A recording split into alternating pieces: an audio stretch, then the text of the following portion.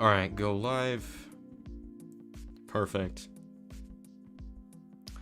Alright, we'll wait for people to roll in. I don't know why Discord has a weird preview thing. It just says the channel name instead of the actual title. I don't know why it started doing that.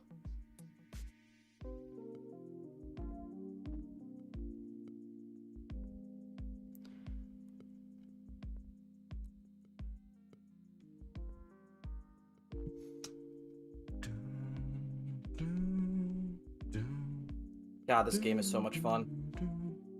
Arkham Knight? No. Oh, so Arkham Knight's not fun. Yeah. Wow, okay. That's a crime against humanity. What's up, everyone? Yeah, we're gonna be responding to a very interesting video, to say the least. Stupid video from a stupid person with a word I cannot use to describe him.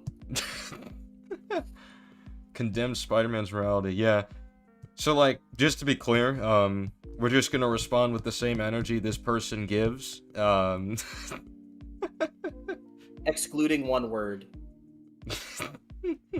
So that's not even true. We can't give the same energy.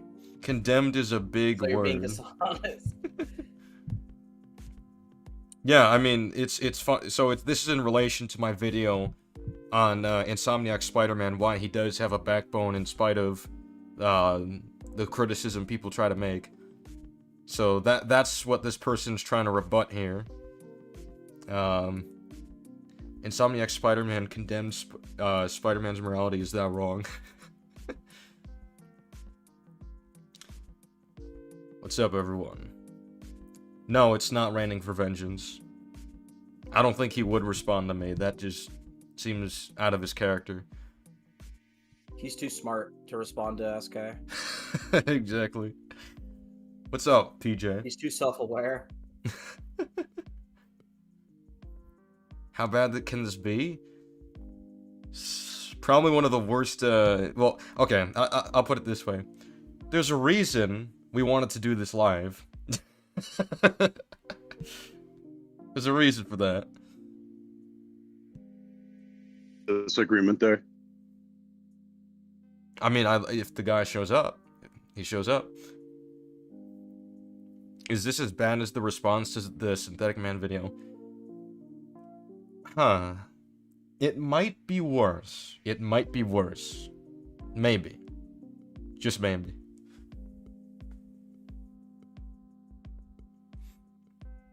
His level of IQ, his IQ level is dumb high. Damn.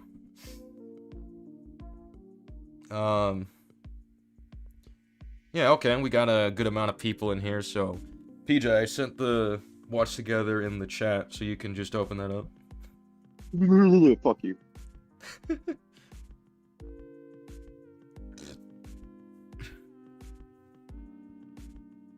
But yeah, while we're waiting, I think what's next in the plans is probably The Boys Season 5, at least the first episode of it.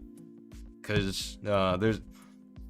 The Boys Season 5 is a very funny season. Peak. It's a very funny season. That shit is genuinely incredible. We don't have room for haters on that show. Literally, if you hate that show, I hate you. Especially you, Sheev, you monster. Up sheep hangs. 3 smelly clowns on the stream. Damn. Actually, it's worse than season 4. Nah.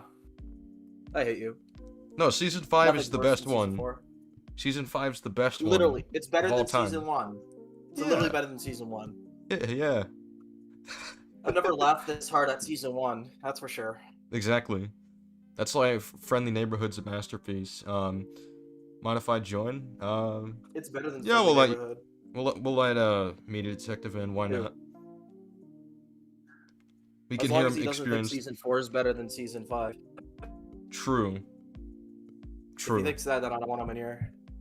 If that's he doesn't true, get that's the privilege of being illegal. in It is objectively illegal. Is season 5 your Friendly Neighborhood objectively Spider-Man sauceless. good or actually good? It's better than Your Friendly Neighborhood. It's literally better than Your Friendly Neighborhood. Exactly, yeah. One can argue it's a comedic masterpiece. Exactly. Like, there's a difference between a 9 out of 10 and a 10 out of 10. The Boys Season 5 is the 10 out of 10, until proven otherwise. It's an 11 out of 10. What's up, Media Detective? Oh, he's dead silent. Hello. What's up?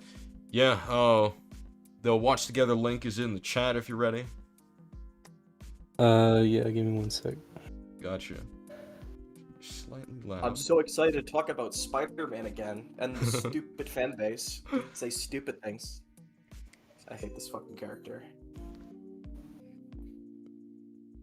Will, hold up. Will Critical Drinker make a review saying that he didn't watch The Boys Season 5? Well, that's just his loss, yeah, if he doesn't watch it. Did you see the new post for My Adventures as Superman Season 3? That's I don't a know. character flaw if he hasn't watched it. Yeah, that is a character flaw. If... This might be a hot take, I don't know. My Adventures with Superman is not a good show. It's not very good. That show's horrible. I don't know how Yeah. anyone likes it. The only things I like about it are the things I can compare to Friendly Neighborhood, I guess. It's not even a comedic masterpiece like Friendly Neighborhood. It's just fucking bad.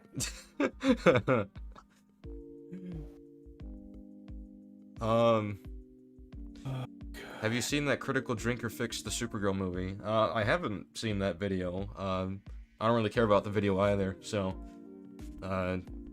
yeah, don't expect a coverage on that. Why are you making a video fixing a movie that hasn't come out yet? Yeah, like, how do you I don't know. Apparently he's a time traveler or something. Yeah, he used Chaos Control. Have you seen the Clayface trailer? I have not yet, which is a shame, because it looks pretty cool, like some of the shots I've seen, but I haven't gotten around to actually watching the trailer. What do you expect Sonic to do? Go back in time and fix it?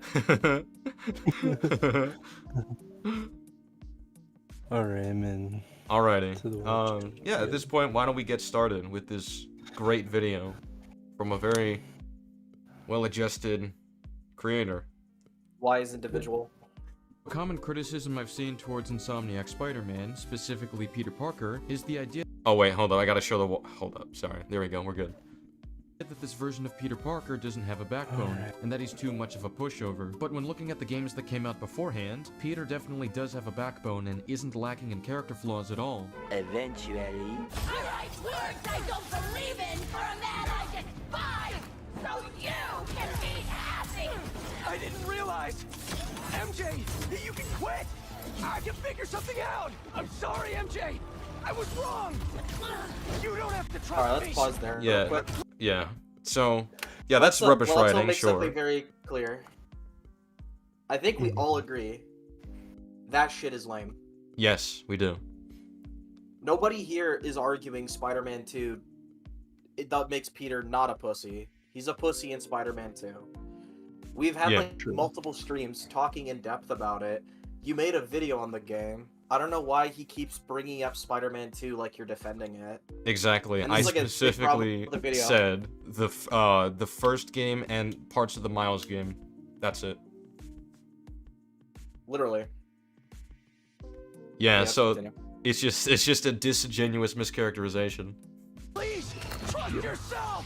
Sorry this and forgive me that, and I'm not worthy. He's ready to call out Doc Ock when he tries to imply that Peter was the one who turned on him, and angrily tells Otto to his face how he was in the wrong. And he's still willing to hold him accountable and make sure he faces justice. He also applies this to his friend Yuri. I can only trust me. You I'm can't ready kill for this people, one. Yuri. Apparently I can. And you know what? It felt good. You need to turn yourself in. You're my friend, Yuri. I don't want to come after you. Even when his friend is starting to kill criminals, he stands against this and makes it clear that he will turn her in for doing this. Meanwhile. It's almost like he criticized that. It's almost like that's in my video reviewing the game story. and why I think it's bad. Like, that's just It's crazy almost right like there. that is one of the worst parts of that game, is that he doesn't Mhm. arrest her, even when she attempts to kill fucking, Cletus Cassidy. This is We like all trying agree to... that's bad. This is like if I were to make a video saying why Luke Skywalker has a very interesting sense of morality and a consistently written sense of morality, and then I show, yes, he tries to save his father and bring him to the light side, in spite of all that he's Meanwhile, done. and then I show Meanwhile, fucking The Last Jedi Jedi! It's like, yeah, I'm not talking about Last Jedi, I'm talking about Return of the Jedi. Like, that's the level of argumentation here. Like, what? Yeah. Literally. It's like if, I think he's assassinated into yeah, because of this. this is They like, destroyed him. this is like if I were talking about Daredevil Season 3, and I'm like, yes, after everything Kingpin has done, Matt didn't find it in himself to kill him, he just couldn't give in. And it's like, well, meanwhile, in Born Again, it's like, yeah, not talking about that. Yeah. If anything, right now he's just proving that the second game distinctly is bad and worse than the first game when it comes to characterizing Peter.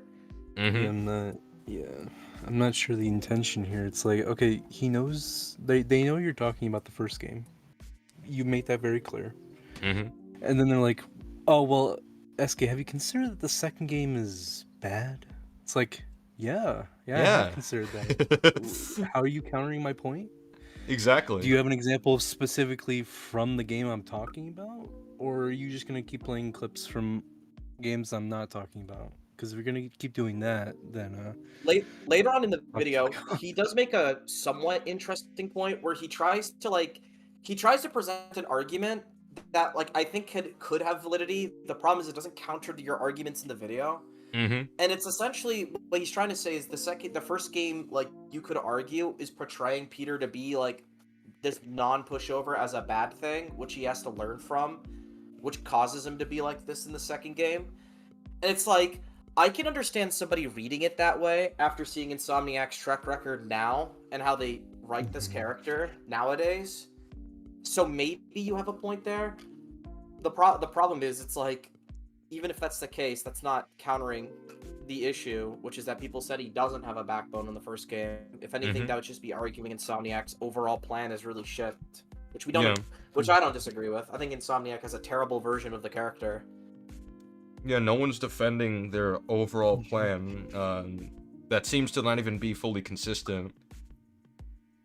But, you know, gotta get some points against me somehow. Very disingenuous. Fucking hell. Okay, so get this. This numbnut over here is saying, you know, people are saying Spidey doesn't have a backbone. And to anyone who's played the Insomniac games, they know.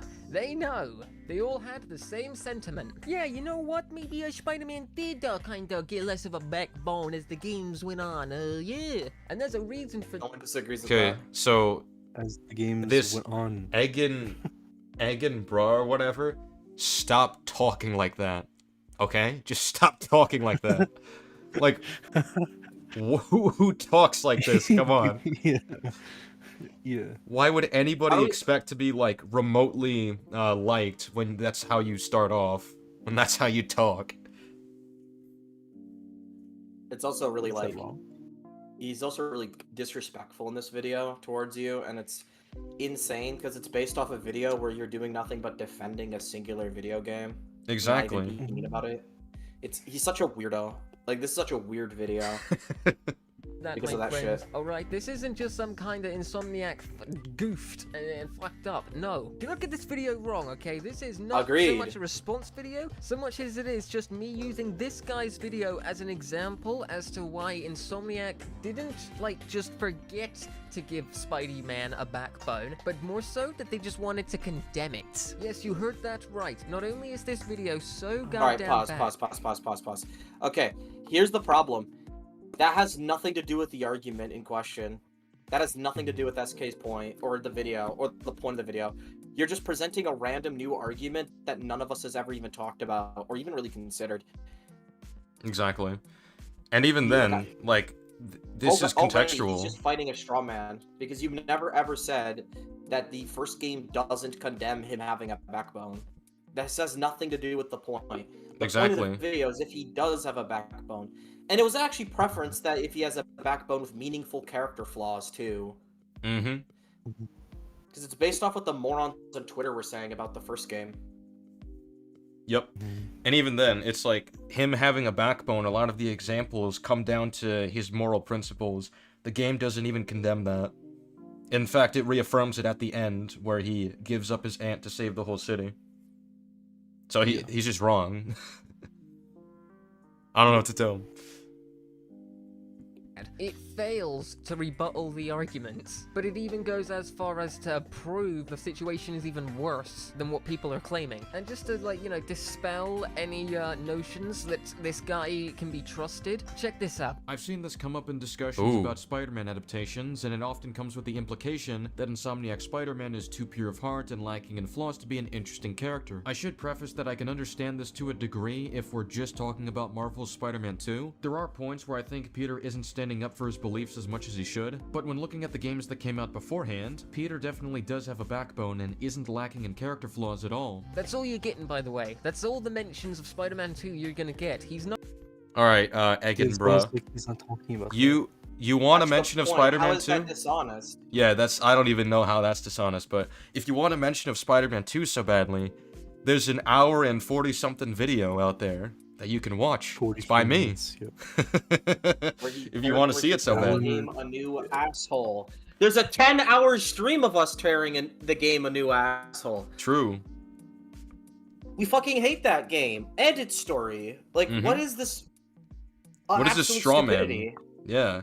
This is a straw man. He's being straw manning it. No, listen. He's being disingenuous because he's only talking about the first 2 games while ignoring the second one. It's like, well, yeah, because I think that one's bad. Yes, because I don't think the others are. It's because people are being retroactively dishonest about the first few games. Exactly. By using the second one, which is fucking unfair. It's not Spider-Man PS4's fault that the second game ruined his character. That's not the fault of the first game. Yeah, I mean, the people on Twitter set the terms of discussion, right? They were the ones that were like, Peter doesn't have a backbone in the first game. And they specified the first game, and that's why SK is making this video. If they had said he doesn't have a backbone in the second game, then SK wouldn't make the video, because he agrees with that notion. So this argument of, you're not talking about the second game enough, is rather strange, because that was never an argument made by anyone. Exactly. It's a very stupid counter. Something that doesn't exist. Yep. Not going to reference Spider-Man 2 at any other point in the video. Yes, by all means, let's just focus on the previous games and not the latest example of where Insomniac planned to take his character, because the writing team... That's what the video's about, and he set the terms of the video. And he's literally being fair and saying he understands anyone who says it about the second game. Yeah, if anything, I'm like drawing attention towards the fact that the second game botched this. That's not being dishonest. He's trying to say this is a reason not to trust you when you're doing nothing but being fucking honest in the video and being very clear of what you're talking about. That's dishonesty, apparently. Not this absolute fucking moron who fucking like strawmans your entire point, invents an argument that you were not even countering, and then pretends that you're lying the whole way through. No, not that guy. No, you're being dishonest because you're telling people the terms of the fucking video so people don't get lost. But this idiot still got lost and didn't understand the point of the video. Exactly. What a fucking moron. Insomniac, I truly trust them to not... Oh, I thought someone was talking. Yeah, let's hear what he's saying. Flanderize the previous games and not the latest example of where Insomniac planned to take his character, because the writing team at Insomniac, I truly trust them to not Flanderize any character in any... Nice straw man again, you fucking dumbass. Yeah, nice straw man. The video is not supposed to imply you can trust Insomniac to write Peter well. If anything, it's not that at all. If anything, you could argue it's the opposite, because it's showing that they know how to do it, but they purposely didn't do it in the second game. Yeah, well, I mean, unless we like shifted the writing team, which I don't know why they do that. They did a really good job the first time. They changed the writers in Spider-Man 2. Yeah, I don't know why they would do that. They were really good in PS4. No clue. And them doing that is the reason we can't trust them, because these idiots will switch the writers out for dumbass romance writers that don't know how to write a fucking superhero. Damn. Like, they thought that was a good idea. So, by the Egg's logic, Insomniac. a sequel being bad retroactively makes the originals worse. I guess so. Like, I can't defend any of the Star Wars movies because, well, The Last Jedi came out. I mean, to be fair, that is true to a degree if we're talking about retroactive criticisms, right? Like, retroactive problems. But this isn't one of those, so I don't... Yeah, it doesn't fall... No one's unironically gonna give A New Hope a 4 out of 10 because someone should have halted the maneuver at the Death Star. Nobody's unironically gonna do that. No. I agree with you. I'm just saying, like, if we're talking about the canon surrounding the movies, then yeah, retroactive plot holes are problems. But like, I would still hold the blame towards the property that introduced them, not the original. These fucking nuts, bro. Yeah. Got him. What's up? Yeah, since you're back, hop in. Give me a minute. Give me a minute. Yeah, just joining us. Oh, okay. BK, Burger King. Anything, of course. Some would say that's very. You probably fucking like Burger King, don't you? Oh, hang on, we're listening. The writing it's team very at Insomniac. It's very convenient for you to set a standard of what you want to defend. Yeah. In a video. That's convenient. I truly trust them to not flanderize any character in anything, of course. Some would say that's very convenient for him, but I just say, you know, you're just distrusting. You know, you live in a low-trust society, you fucking chud. You know, glossing over the biggest example of Peter not having a backbone aside, let's just listen to what this guy has to say for a little bit. Something I do want to address as well is that some people seem to think that just because Peter isn't directly yelling in people's faces or being more aggressive in his reactions, that must mean he doesn't have a backbone. But that doesn't really indicate that Peter lacks a backbone. You can still stand strong on your beliefs in a controlled manner. Yeah, that's great when your first argument is literally like such an outrageous statement to begin with. Yeah, what? Spidey fans want Peter to be yelling at people and being aggressive. Like, yes, they do. Yes, they do. Yes, they do. Where have you been? Under a fucking rock? Have you not watched the PSM video? Oh, damn. There's literally I want Spider-Man to be more like an asshole because I copy Twitter's opinions. Like, have you like not heard that shit? There's literally a point against Raimi's Spider-Man 2 where because Peter didn't slap Harry back or like go off on him, people are criticizing that, saying, "Whoa, he doesn't have a backbone. He should have grabbed his arm and screamed in his face or something." Like, no. Him showing restraint is the backbone, right? He's not stooping to Harry's level and just throwing around insults and slapping him because he respects Harry and knows what he's going through, and he's not just gonna compromise his own morals to get a gotcha against him. Like, that's him showing his integrity as a character. Exactly. Yeah. There's just a lot of people who say this shit. There's a lot of like prominent Spider-Man YouTubers who would say this shit too, let alone just people on Twitter.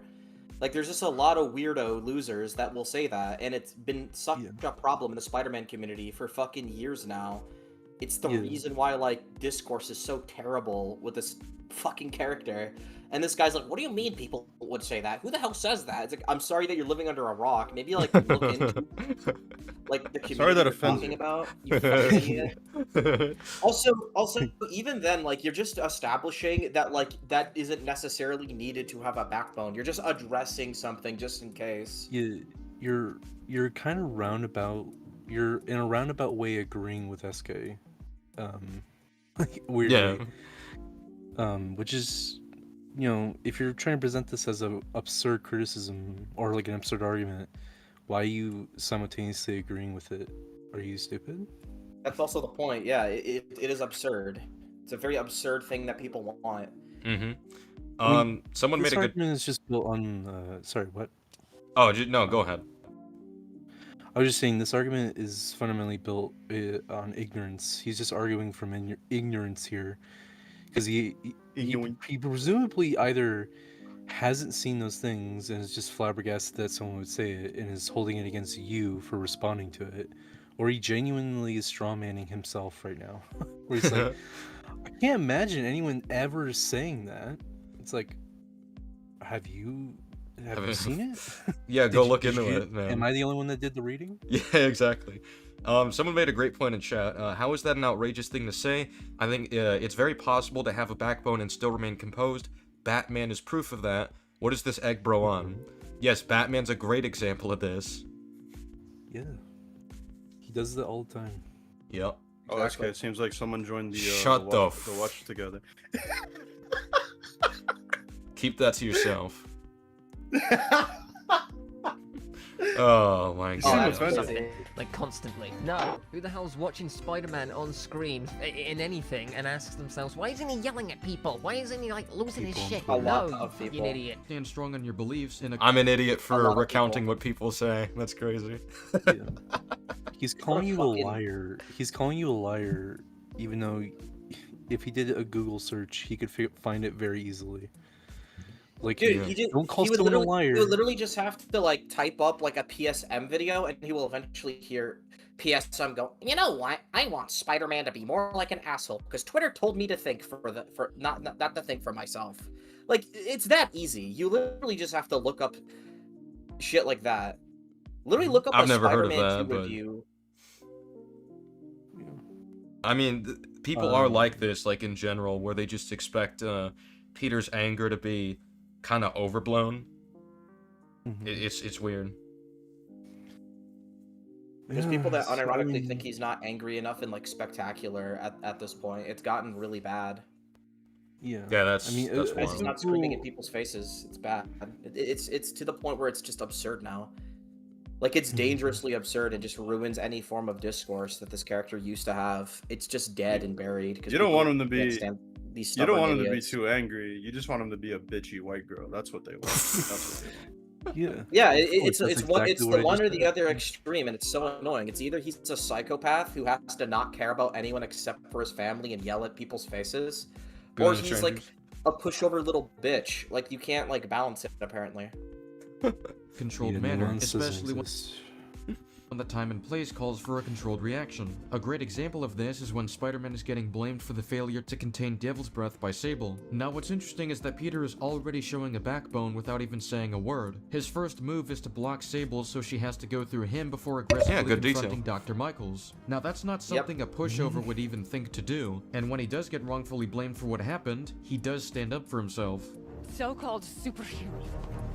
You think you save people, but you just make it worse. This is your fault. My fault. He was under your protection.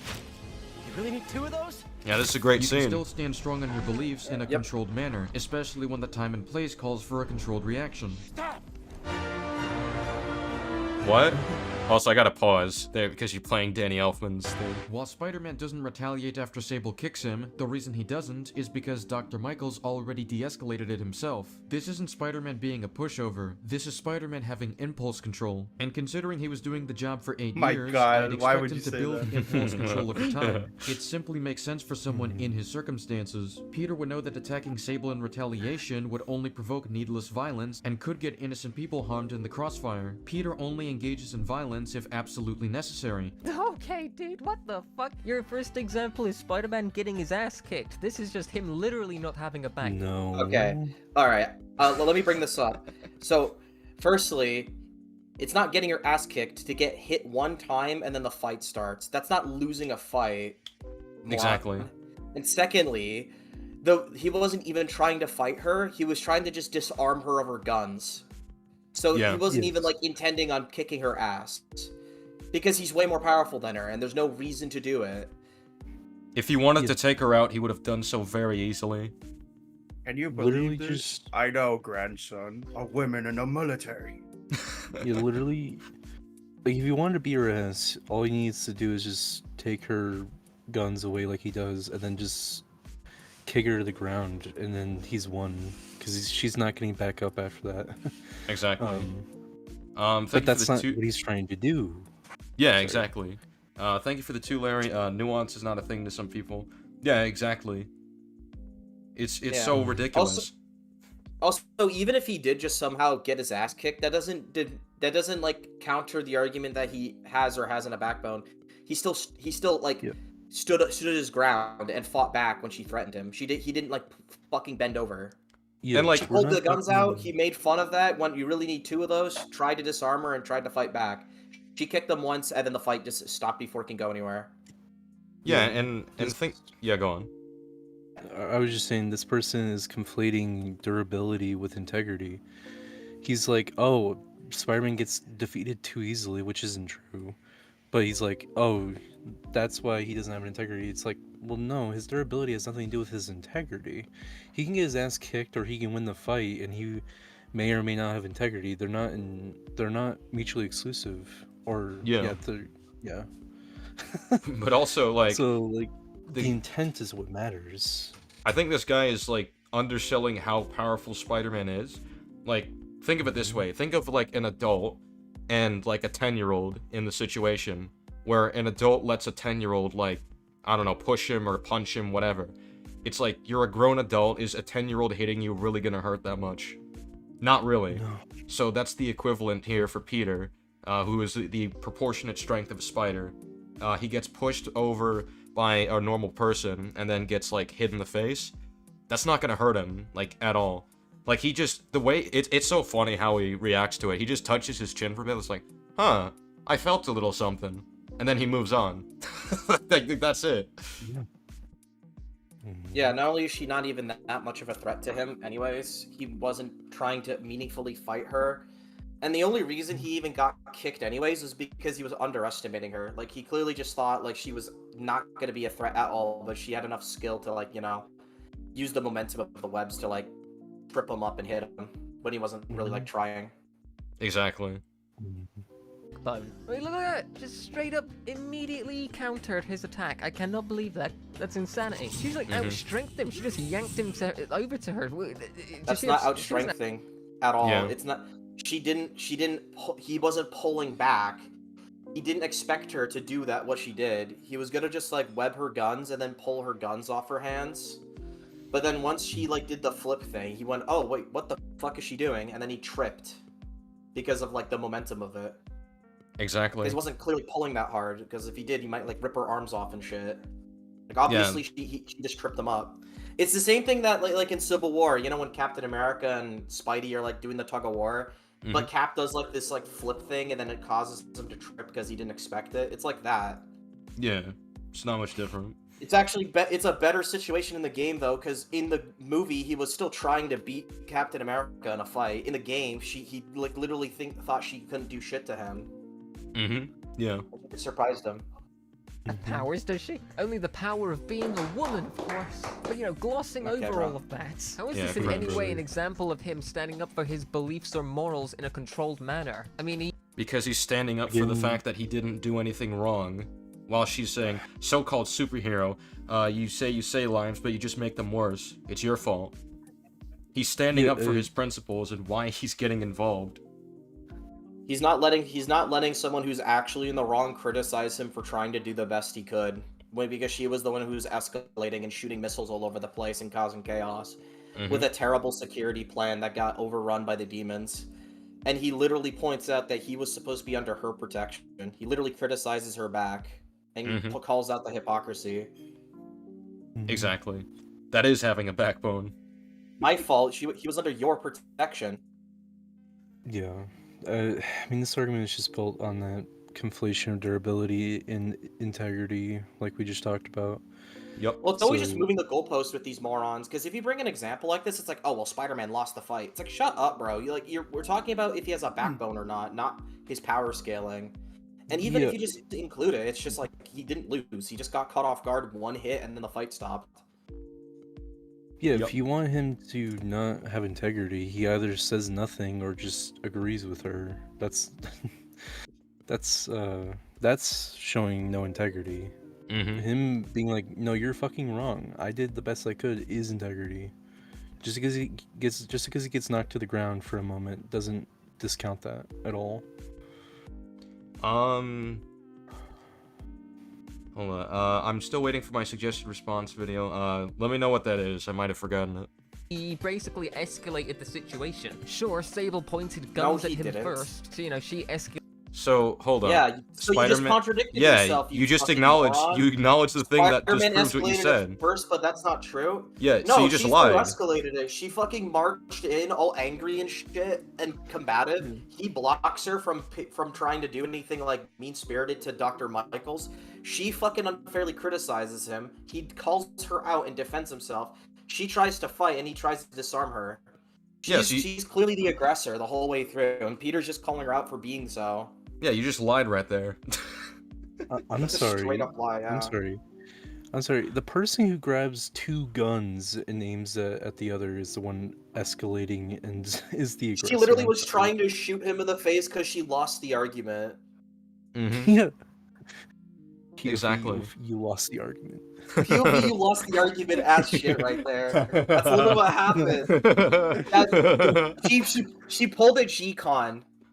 G-Con. That's what she did. She pulled a G-Con. I She couldn't counter the argument, so she pulled the guns out, bro. She G-Conned them. I too feel like shooting Liam every time I have to argue. POV, you lost the argument. Sure it is, Strawman K. Sure it is, Strawman K. To begin with, you know, like those short-tempered police officers you see on body cam videos. You know, he never looked up any like de-escalation training tactics. While Spider-Man, what do you? What do you mean de-escalation training tactics? All he did was disarm her, or try to disarm her. He tried to disarm her and That is underestimated her. de-escalating. No, I think what's so good about this scene and how it disproves these fucking morons on Twitter and these ignorant Spider-Man fans is just the fact that not only does this show he has a backbone, he's able to stand up for shit, and he doesn't take shit from people just on the basis of them, like, you know, criticizing him all the time. It also shows that he's a flawed character because he was arrogant and he underestimated her, and he thought she was nothing to him. And then, like, you know, he gets kicked in the face because of that. It's like, it's a perfect example of a scene where this character is meaningfully flawed, has character flaws that are major, like he's arrogant and he underestimates his enemies. And he's willing to, like, you know, stand up for himself and not get pushed around. It's all in one. Mm-hmm. I'm just confused by the statements. This guy clearly has not watched de-escalation videos. Like, I'm sorry, is getting rid of the weapon from the aggressor in a non-violent way not de-escalating the situation? What? Also, the whole point of the video is to talk about how he has a backbone and meaningful flaws on top of that, which is better if you show that he's not the best at de-escalating it. Because yeah, he bit back. He called her out back. He didn't try to calm her down. Yeah, it's almost like that's a flaw of his. Mm-hmm. And again, we're continuing to shift the goalposts. Now it's not he got his ass kicked. Now it's he didn't de-escalate the situation properly, when he did. Exactly. Which has nothing to do with having a backbone. That just if anything, that would just have that would have a lot to do with like wisdom and negotiation tactics, not if he has a backbone or not. He's saying all this stuff because he just can't counter your argument and he's too butthurt to just concede. It's like, he called her out, he stood in her way, he didn't let her walk all over him, and he literally underestimated her. That shows he has a lot of meaningful character flaws and he has a backbone. Listen, you can't deny it. He doesn't have a backbone because he didn't Google YouTube de-escalation training videos. Fucking moron. Is he stupid? Is he stupid? He is stupid. He didn't do the reading, apparently. Yeah. These people didn't even pass middle school. After Sable kicks him, the reason he doesn't is because Dr. Michaels already de-escalated it himself. This isn't Spider-Man. Dr. Michaels had to remind Peter of his morals. That's not what I said. That's not what the scene said either. I don't know where you're getting that from. Fuck. The reason he's able to do it is because they don't have the beef with him. That's like nowhere in the scene. The only thing that happens is that he has a person of interest. Yeah, exactly. And the only reason Spider-Man backs off is because Michaels tells him it's okay. He's okay going with them. If Michaels literally said, "I don't want to go with them," Peter would have probably kicked her ass and fought the Sable agents. Exactly. That's like he literally had to reassure Spider-Man so that he wouldn't fucking continue to bite back at them. Mm-hmm. It's like the point of the scene. being a pushover. This is Spider-Man having impulse control. What do you mean, bro? That clip was entirely lacking in impulse control, my friend. Yes. Wait, what? He was lacking impulse control. About? If he was lacking impulse control, why didn't he like rip her head off? Yeah. Why didn't he beat the shit out of her? Why didn't he stop? If he lacked impulse control, wouldn't he get pissed off enough by just the sheer fact she kicked him in the face and then continue to beat the crap out of her? Mm-hmm. Better question. And not care When about you the get consequences? Yeah, better question. When you just immediately resort to violence upon the accusation being thrown at him? True. Yeah. But no. It's almost like he has impulse control or something. For that, his backbone or morals seem pretty fucking flimsy if he has to have this random guy remind him of what he's supposed to be doing in this situation. He didn't remind him of anything. All he said was, I'm okay with going with them. You don't need to intervene. Yeah, That's all he said. Once again, you're just lying about the game. It's very clear in this scene, the only reason why Spider-Man is even, like, fighting back so hard against Sable, being argumentative, and possibly being willing to start a fight, is because he's not even sure if Michaels is comfortable going with them. Because they were shooting fucking missiles at him when he was captured by the demons. So he has good reason to believe that. Yep. Yeah, it's not like he's saying, like, see, Spider-Man, this is how you have integrity, dipshit. It's like, no. Yeah, nothing to do with that. Peter would know that attacking Sable in retaliation would only provoke needless violence and could get innocent people harmed in the crossfire. Peter only engages in violence if absolutely necessary. Yes, and that's what happened in the scene. He just Yeah, barely even violence, he just removed the weapons. Yeah, the only time he even tried to even do anything slightly violent is when he pulled guns in his face. Mm-hmm. Like, what do you want me to do? Get shot in the face? Yeah, exactly. What do you so want me stupid. to go back and not get Go shot? back in time and correct it. Yeah. Clearly he didn't give a shit about putting innocent lives at danger at that moment, did he? He's literally protecting someone in the scene. Are you stupid?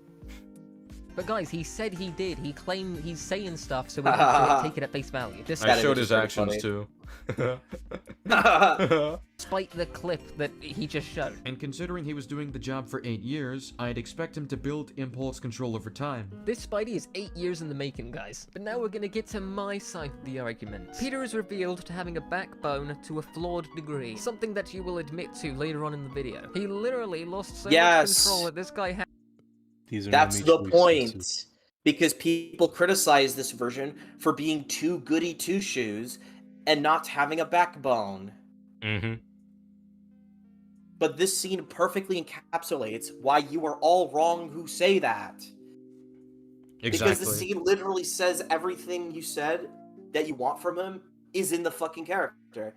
He's arrogant, underestimates her, confrontational, doesn't take unfair criticism, calls her out, intellectually beats her in an argument, and gets kicked in the face, and that's it. Mm-hmm. That's literally just everything you need. He's flawed, he's arrogant, he can be combative, and he stands up for himself. Exactly. But they can't accept that. Him being flawed? No, they can't accept that for some reason. Him expressing his strong integrity in a flawed way is not mutually exclusive with having moral integrity. Mm-hmm.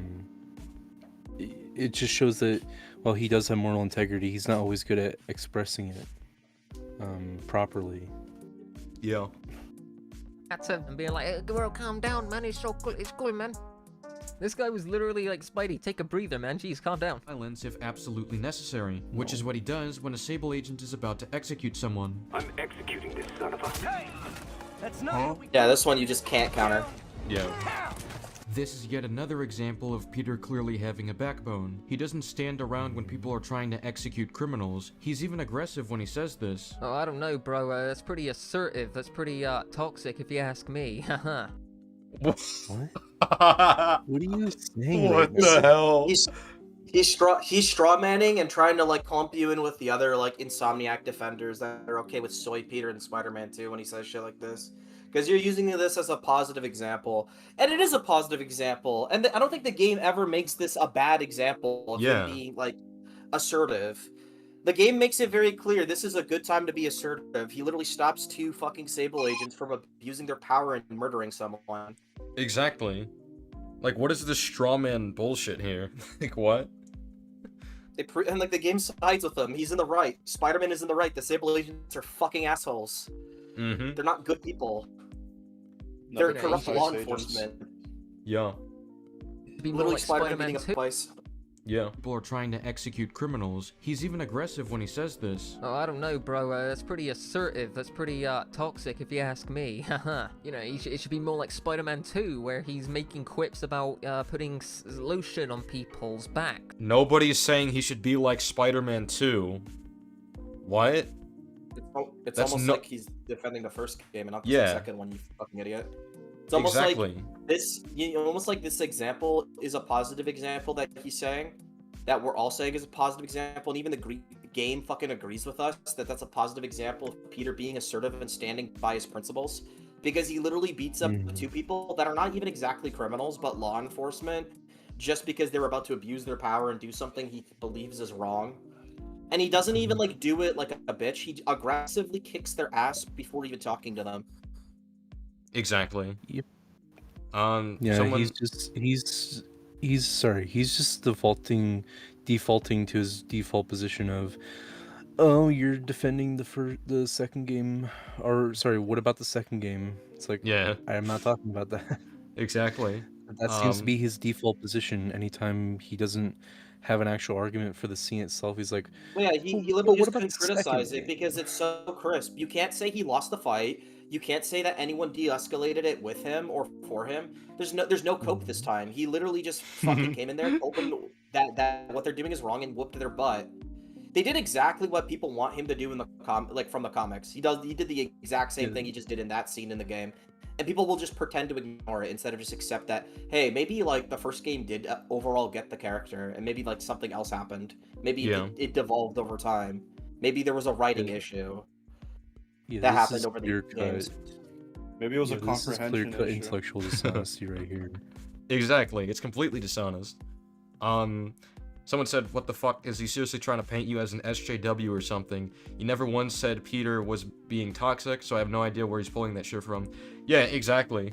It's like, it's so funny how they talk about SJWs like being insane or whatever, but you're literally like the type of person you're criticizing right here, just on the other side. Losers like this is the reason why Spider-Man Insomniac criticism is never taken seriously by the bigger corporations or Insomniac themselves, because they could just write all of it off as insane moron right-wing fucking losers who complain about women instead of like what actually is like the meaningful problem with the fucking characters and stories that's happening nowadays. Exactly. You're the reason we had Spider-Man 2. People like you, because you go too far with this shit. You're the reason we can't like have actual good criticism being amplified. We get drowned out by stupid shit like this. You make me want This is why Soy Boy Peter will always be a thing, because whenever it gets pushback, it's from people that also say, by the way, women deserve to die. It's like, why would they listen to that? Like, what the fuck?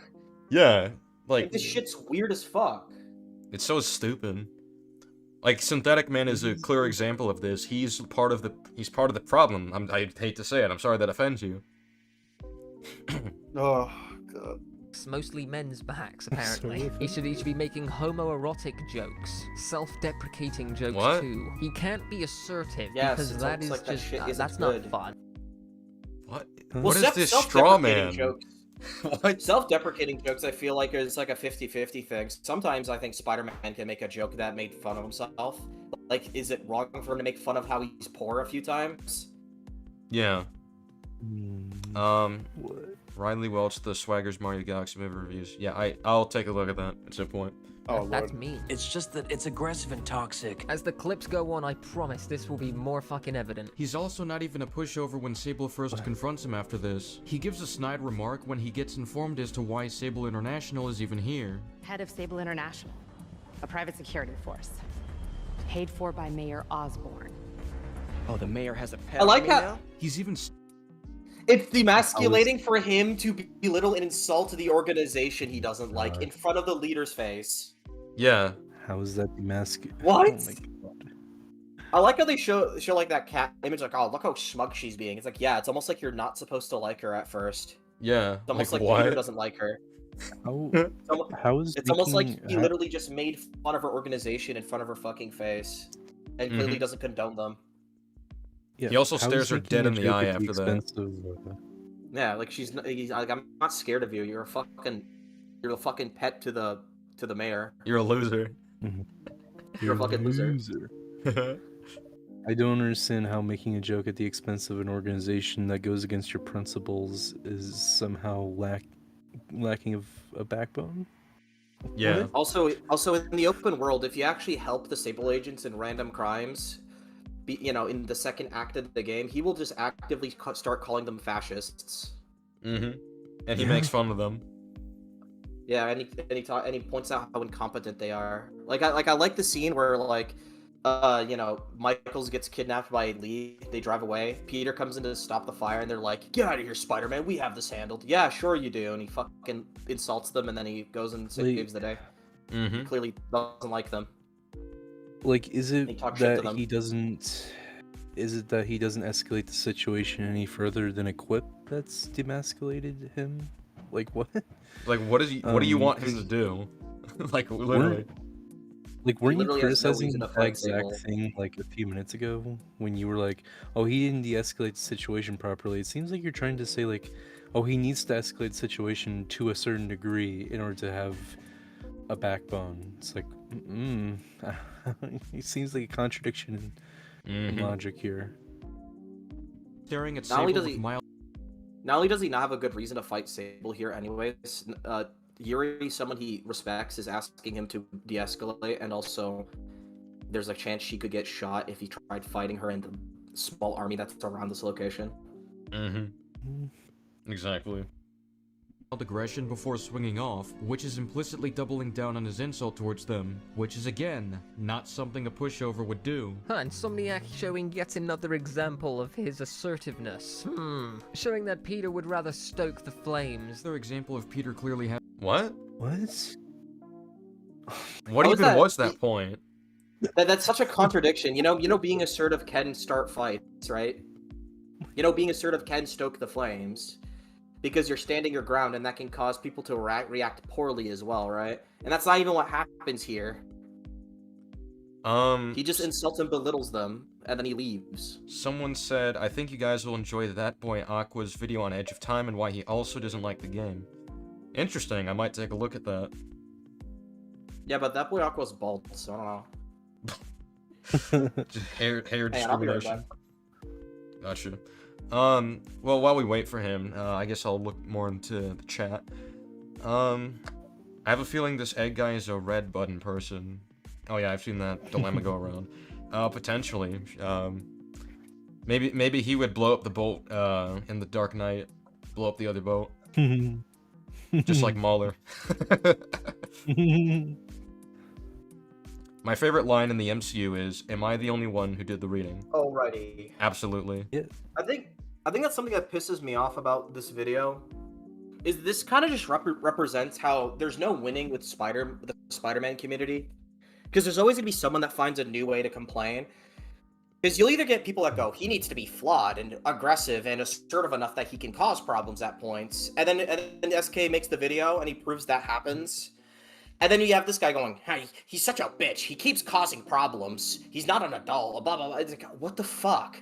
It's like there's no winning. Because if the scene was rewritten, if it was rewritten that like he like isn't like causing problems by insulting Sable or whatever, and like he's just acting all wise and mature, then the morons on Twitter will just go, he's not an asshole enough, like more than usual. Like there's no winning.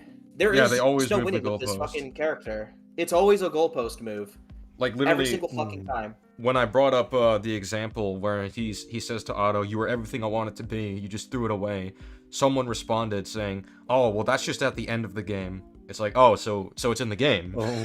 Oh, it doesn't count So because it's in the game. It's the same thing with like his anger. It's like, oh, Peter doesn't like Peter never loses control over his emotions and gets angry. The end of the game, he literally loses control and gets fucking angry. And it's like, oh, that's just one time. Okay, bro. Thank you. Yeah. Yeah, like, fuck off. You're just being annoying at that point.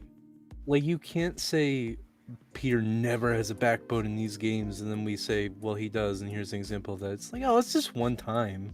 It's like, fuck off. It's dishonest. It's because people don't want to be satisfied. They don't want to fucking, like, you know, realize, hey, maybe I'm wrong, and this is a good version of Spider-Man. This is a good adaptation. They just don't want that epiphany. They just want to have their cool, unique, and different opinion. Like, yeah, guys, I hate Insomniac. I'm not like the others. And they just say the most fucking brain-dead shit imaginable. It's just pretentious nonsense. Well, what would be the base thing is to hate Insomniac for good reasons, you know? Yeah, like an intellectually honest person? Good point from Alex. He says, people will always want to project themselves onto Spider-Man because of their arrogance and self-entitlement. True. Yeah. People are entitled about this character, and they're not open for, like, even the most minute, like, slight altercations to his personality. Yeah. Like, the Spider-Man can be a little bit more, I think, like, joyful and nicer than the comics. Like, he's a little bit more, like he's a little bit more chipper, and that's because, like, the game starts off in a better footing. Like, he beats his nemesis, the Kingpin, and, like, that's the point. It's like a high in his career where he's experienced and, like, a lot of his problems are going away, and he's an adult. Mm-hmm. But then they just go and complain, oh yeah, he's not as much as an asshole as the issue 2647. It's just fucking weird. Like, you guys are weirdos with this shit. Having a backbone is when he talks to Martin Lee when he catches him snooping around his secret office. Now, Peter doesn't even have to say anything for me to point out that he does have a backbone here as well. He's just staring Martin Lee dead in the eye with clear contempt for his actions at City Hall. He even tries to find a subtle way of finding out what Martin Lee may be up to. The bombers are still out there. It is subtle. Who knows what they've planned next? No one would know what he's talking about or trying to do here unless they have the context. That is subtle. Well, I think I would have reframed the argument a little bit better just to make it stronger by simply saying, instead of trying to figure out what's going on, he's clearly in a subtle way threatening him.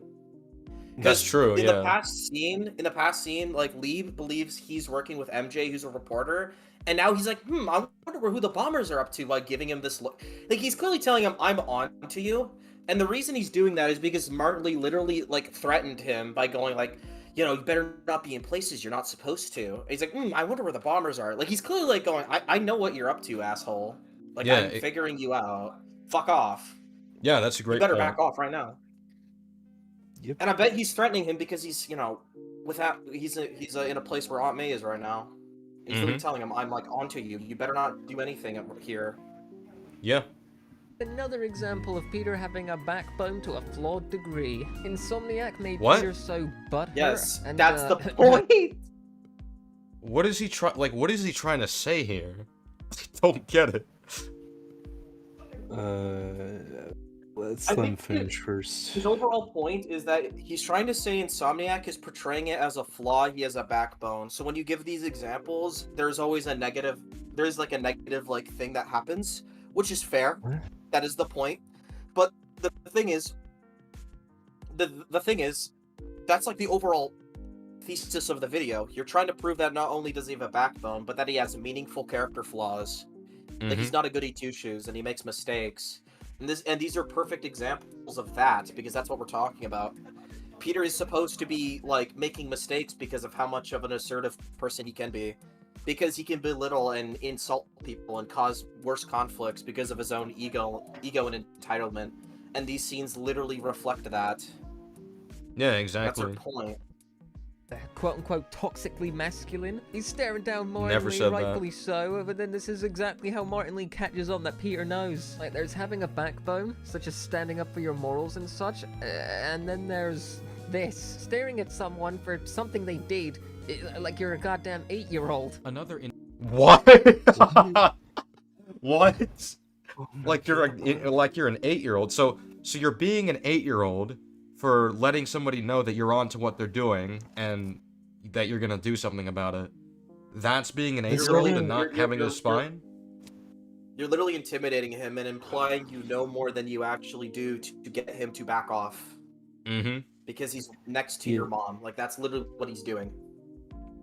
This argument And just there is a negative outcome to it, because him threatening Lee, even subtly, is why he gets jumped by the mind-controlled civilians, which is why he couldn't tail him. But that's the point. That's what destroys these morons on Twitter, because they go, he's not assertive enough, and he's not flawed with like how aggressive he can be. Here he is subtly threatening someone to agitate them enough to jump him, and he couldn't follow Lee to his base, which could have actually ended the story faster. Like, he made it worse. Yeah, and at the end of the day, fucking character. At the end of the day, he doesn't let this change who he is. He's still committed to his morality that pushed him to act this way in the first place. Like, they didn't portray that as a bad thing, the idea that he should stand on what he believes in and his, own convictions. It's his pride. It's his pride that is criticized. Mm-hmm. The game spells it out for you. The part. Did you play it? They literally spelled this out for you. Did you play it? His pride and ego leads him to do and say things that can cause situations to be worse and push away people that could genuinely help him. Mm-hmm. Yeah. I mean, this argument reads like, oh, he has integrity here, but he didn't express it in the way I would have, or I would want him to express it, so I'm going to criticize it for that reason. Exactly. Even though I'm not happy enough, so you're wrong. Complete goalpost shift from SK's actual argument, which is not only debunking the idea that he does not have a backbone, but also debunking the fact that he doesn't have flaws in the game. Did you watch it? Did you play This it? is when Peter tells Martin Lee to his face that the blood is on his hands, in spite of Martin Lee's attempt to persuade him to his side. For the souls you've lost. Oh yeah, this one is horrible. You Oh man. Martin, their blood is on your hands. What's interesting about this sequence is the reason that Spider-Man didn't give in to Martin Lee's manipulation, while the others who were corrupted by him did, in spite of some of them otherwise being good people, was because of Spider-Man's sheer willpower to overcome his corruption. You know what that's dependent on? Oh right, Spider-Man having a backbone. Now I know some people are going to say How can you counter for that? Peter to have a backbone when he's dealing with a supervillain, His though I'm reason not is sure terrible. how that's a meaningful response, since the idea behind a backbone is that it shows when a wrongdoing is committed. Or is Insomniac trying to imply Spider-Man is shifting the blame? I mean, does this even... What? Are you kidding me? So his argument is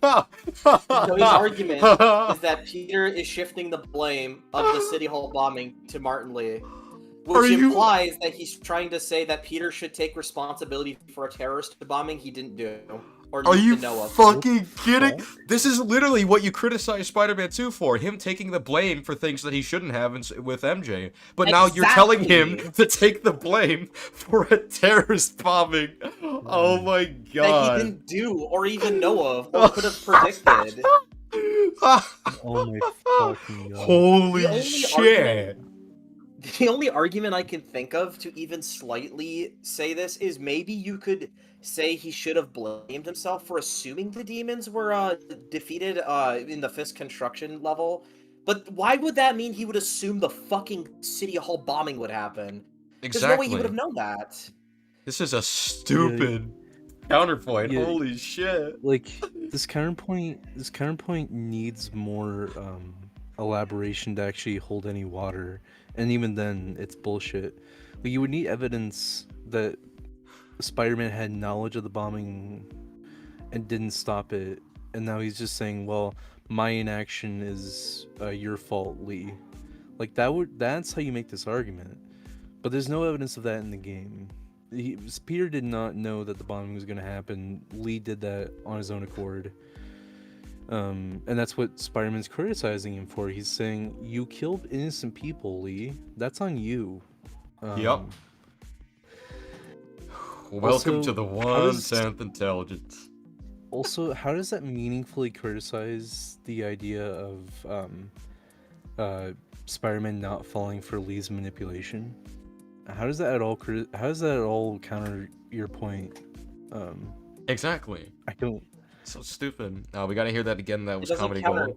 Yeah, we do. It doesn't counter it at all, because the whole point is Martin Lee is trying to manipulate him by giving him nothing but negative emotions to feed off of, so he'll be mind controlled and shit. but he's not allowing that to happen because his moral convictions are stronger than, like, you know, his, like, self-pitying and, like, you know, pessimism.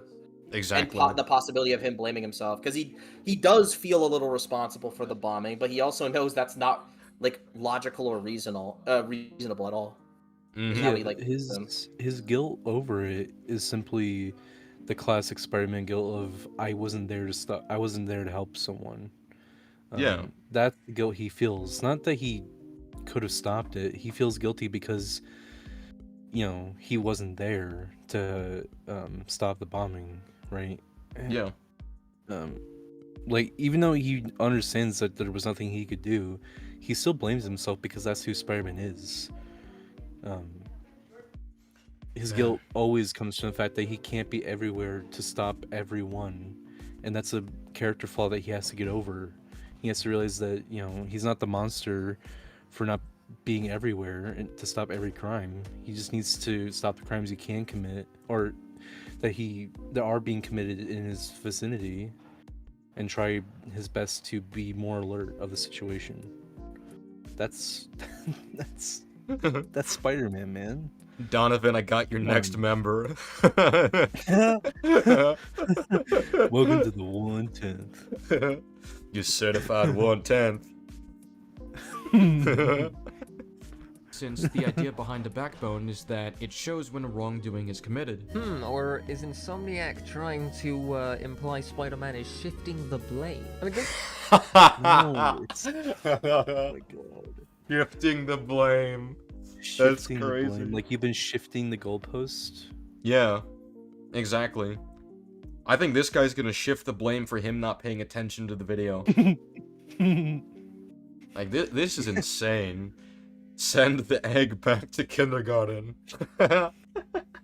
Humpty Dumpty, my ass. Yeah. Hashtag egg and go to school. This guy would blame Insomniac Spider-Man if aliens invaded, and hate that Peter doesn't take responsibility for it. Exactly, unless it's in Spider-Man 2. Yeah. That's really the double standard, isn't it? It's like, oh, in the bad game I'm willing to criticize it, but in the good game I'm not willing to criticize it. This even makes sense. I really doubt Spider-Man would just be able to shrug off the death of the civilians that he wasn't able to save. He didn't shrug them off. He's just not taking the blame for it, because yes, this is very clearly Martin Lee's fault. Does he also not understand the whole vision is supposed to be Peter's inner, like, negative thoughts? So the whole point of him seeing the City Hall bombing when Lee does the corrupting touch is that in some dark place in Peter's mind, he does blame himself and take responsibility. Yeah. So he's not shirking the blame, he's just acknowledging reality, which is a point that the game makes very clear, is that Peter will unreasonably blame himself for things that are out of his control. Like how he blames himself for Otto, the Devil's Breath incident and all that stuff. And then people like MJ do have to bring him back to reality on, like, how, like, it's not always his fault and shit like that. That's like a core trait of the character, and that's a core trait of the character in the comics too. Yeah, this is supposed to be a visual representation of his unreasonable guilt that he feels about not stopping the bombing from happening. This is the visual representation of that. And Peter fighting against it is him combating his own fears, his own guilt about himself, related to himself. Did you play it? Easily. Like, I don't blame him for saying this, but it just feels weird coming from Spider-Man. And again, I don't blame him for saying this, but it feels weird for coming from Spider-Man. What are you saying? Why would it be weird for Spider-Man to acknowledge reality? If anything, it shows how good his willpower is, because even though he deeply blames himself for something, he still has the willpower to, like, acknowledge that in reality it's not his fault and it was Martin's fault. Yeah. Oh my god. That's why he rejects the demon, just having a backbone. He's also just calling out Martin Lee for being a hypocrite. Mm-hmm. Because he's shaming Peter for not stopping the bombing when he's the one who did it. The Insomniac are just implying something else entirely with this. What? That's just a bad faith read. Yeah, that's a bad faith interpretation. That's just straight up a bad faith interpretation of the story. Yeah. It's very clear. It's very clear. The whole point is that deep down in his heart, he blames himself for it, but he understands it's not actually his fault. And his ideology and idealism is stronger than his self-deprecation, self-hatred, and guilt. Mm-hmm. Like it's like a microcosm of Spider-Man in a sense. It's like Spider-Man isn't driven by guilt; he's driven by ideology. The guilt is what like fuels the ideology, which is why guilt couldn't corrupt him, because it's the thing that makes him have his strong beliefs. Yeah. Also, this interpretation calls into question Now I want to play first game again, right? Yeah. Because why would Lee force Spider-Man to confront a fear that he doesn't actually have? What? Like, now you're just making the scene make less sense if this interpretation is supposed to be correct, which it's not. But yeah, like, what the fuck? I'm so glad to be working at Insomniac. I'm... God, what is this cringe? Jeez. This is like evil racist Spizzard. I just realized that. this is the Spizzard Wally video, but made by Hitler. Like, what the fuck? I fucking hate that video. This one's worse. Yeah, I'm going except to the do cutaway what is I've actually always wanted to do with the Spider-Man character. I also want to say, now thinking about it, I think another interesting fact about the Lee vision is you can also see it as like Peter's whole ideology on taking accountability from your mistakes, being away for second chances. Because I think what I like is, in a way, he sees it as Martin Lee is the one who caused the bombing, but just like how he caused the death of Uncle Ben, he can still go back to the light. Like, you can see it in that way too. I think that's interesting. But no, this game's bad. This game's bad. My bad. Fuck this game. Do you ever plan on doing an analysis on Peter's character that might fix the horrible discourse? Well, I did make a video on why I think the first game has a good story, so you can watch that and share that around. Nothing will fix the discourse, because people will not concede on this, because they don't want to. They just want to lie. They don't want to make it better. They want to hate on it. People don't want Spider-Man to be comic accurate. These people want Spider-Man to be able to project themselves onto. Yeah. And this Spider-Man failed to do that for them, because they took aspects from the comics and stuff that were the things that they didn't want. It's as simple as that. They wanted aggressive fucking Lee Ditko Spider-Man that just hates on everything and gets angry like a child. They didn't want like the one from they didn't want early 2000s 90s Spider-Man where he's more of an adult and way more like cool-headed. Yeah. Even though that makes more sense because he's an adult in the game. Exactly. He's not an angsty out of college anymore.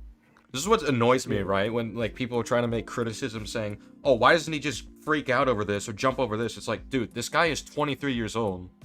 Like, come on. He's been Spider-Man for 8 years. He knows how to keep his cool in stressful situations. Yeah. Like, what the fuck? Shift the blame. But setting that aside, Peter is also shown to stand up to MJ when he believes she's gone too far in keeping him out of the loop. MJ, did you know Lee would be here? You can't counter this. You can't counter this. Well, I guess Peter's not gonna press her on this. He simply accepts that answer because he's simply a pushover, right? What do you mean? I thought something might happen, but not like this. Why didn't you tell me? I thought we were partners. Hey, partners trust each other, Peter. What do you mean, I trust you? Yeah, when I'm sitting at home behind a laptop. Oh, come on. So, I think this exchange speaks for itself. Peter is not lacking a backbone. He doesn't accept vague responses that don't fully address what he's asking. He's adamant on MJ showing clear transparency, and it shows in this exchange. And when he finds her responses unreasonable, he makes it abundantly clear. That is not someone who's a pushover or lacks a backbone. Here we go, we're getting there. It gets juicier. The clips keep getting more and more fucking meaty. And what I mean by that is that the condemnation for Spidey's backbone is way more evident here than it ever has been. It gets worse. Trust me, it gets worse. Compared Like, the thing is, they're not even condemning Peter for asking, why didn't you tell me this? They're condemning She's in MJ the for wrong. not telling her, or This telling is like him. this is the media literacy problem with this Spider-Man, and like how people talk about this MJ. They don't understand that the whole point of the story is that she is supposed to be in the wrong here. Yeah. Yes. Yeah, the whole arc for both of them, in part, is learning to actually trust each other, actually respect each other, learning that they don't need to keep being unreasonable to each other, which is why they broke up in the first place.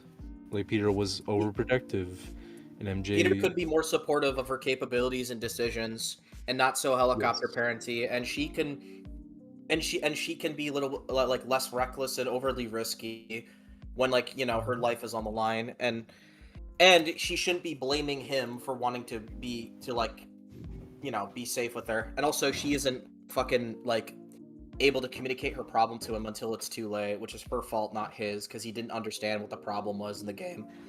And they make this very clear, because in the scene where they make up, she says, "I'm sorry, I messed things up." She admits she ruined the relationship, not him. Did like, you play it's it? in the game. It's her. The game makes it abundantly clear it's her fault because she let her insecurities take control over her and made her reckless and unable to communicate with Peter.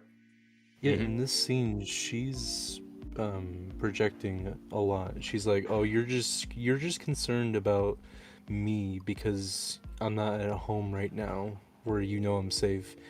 When in reality, his concern is coming from the fact that she's being extremely reckless and didn't communicate with him. Yep. Well, I think there's a little bit of right on both sides too, because like Peter at least comes across that way, that like he wants her to just be at home and sit around and not do literally anything. Because there are scenes in the game where he condemns her for doing things that aren't even unreasonable, like reporting on the demons themselves.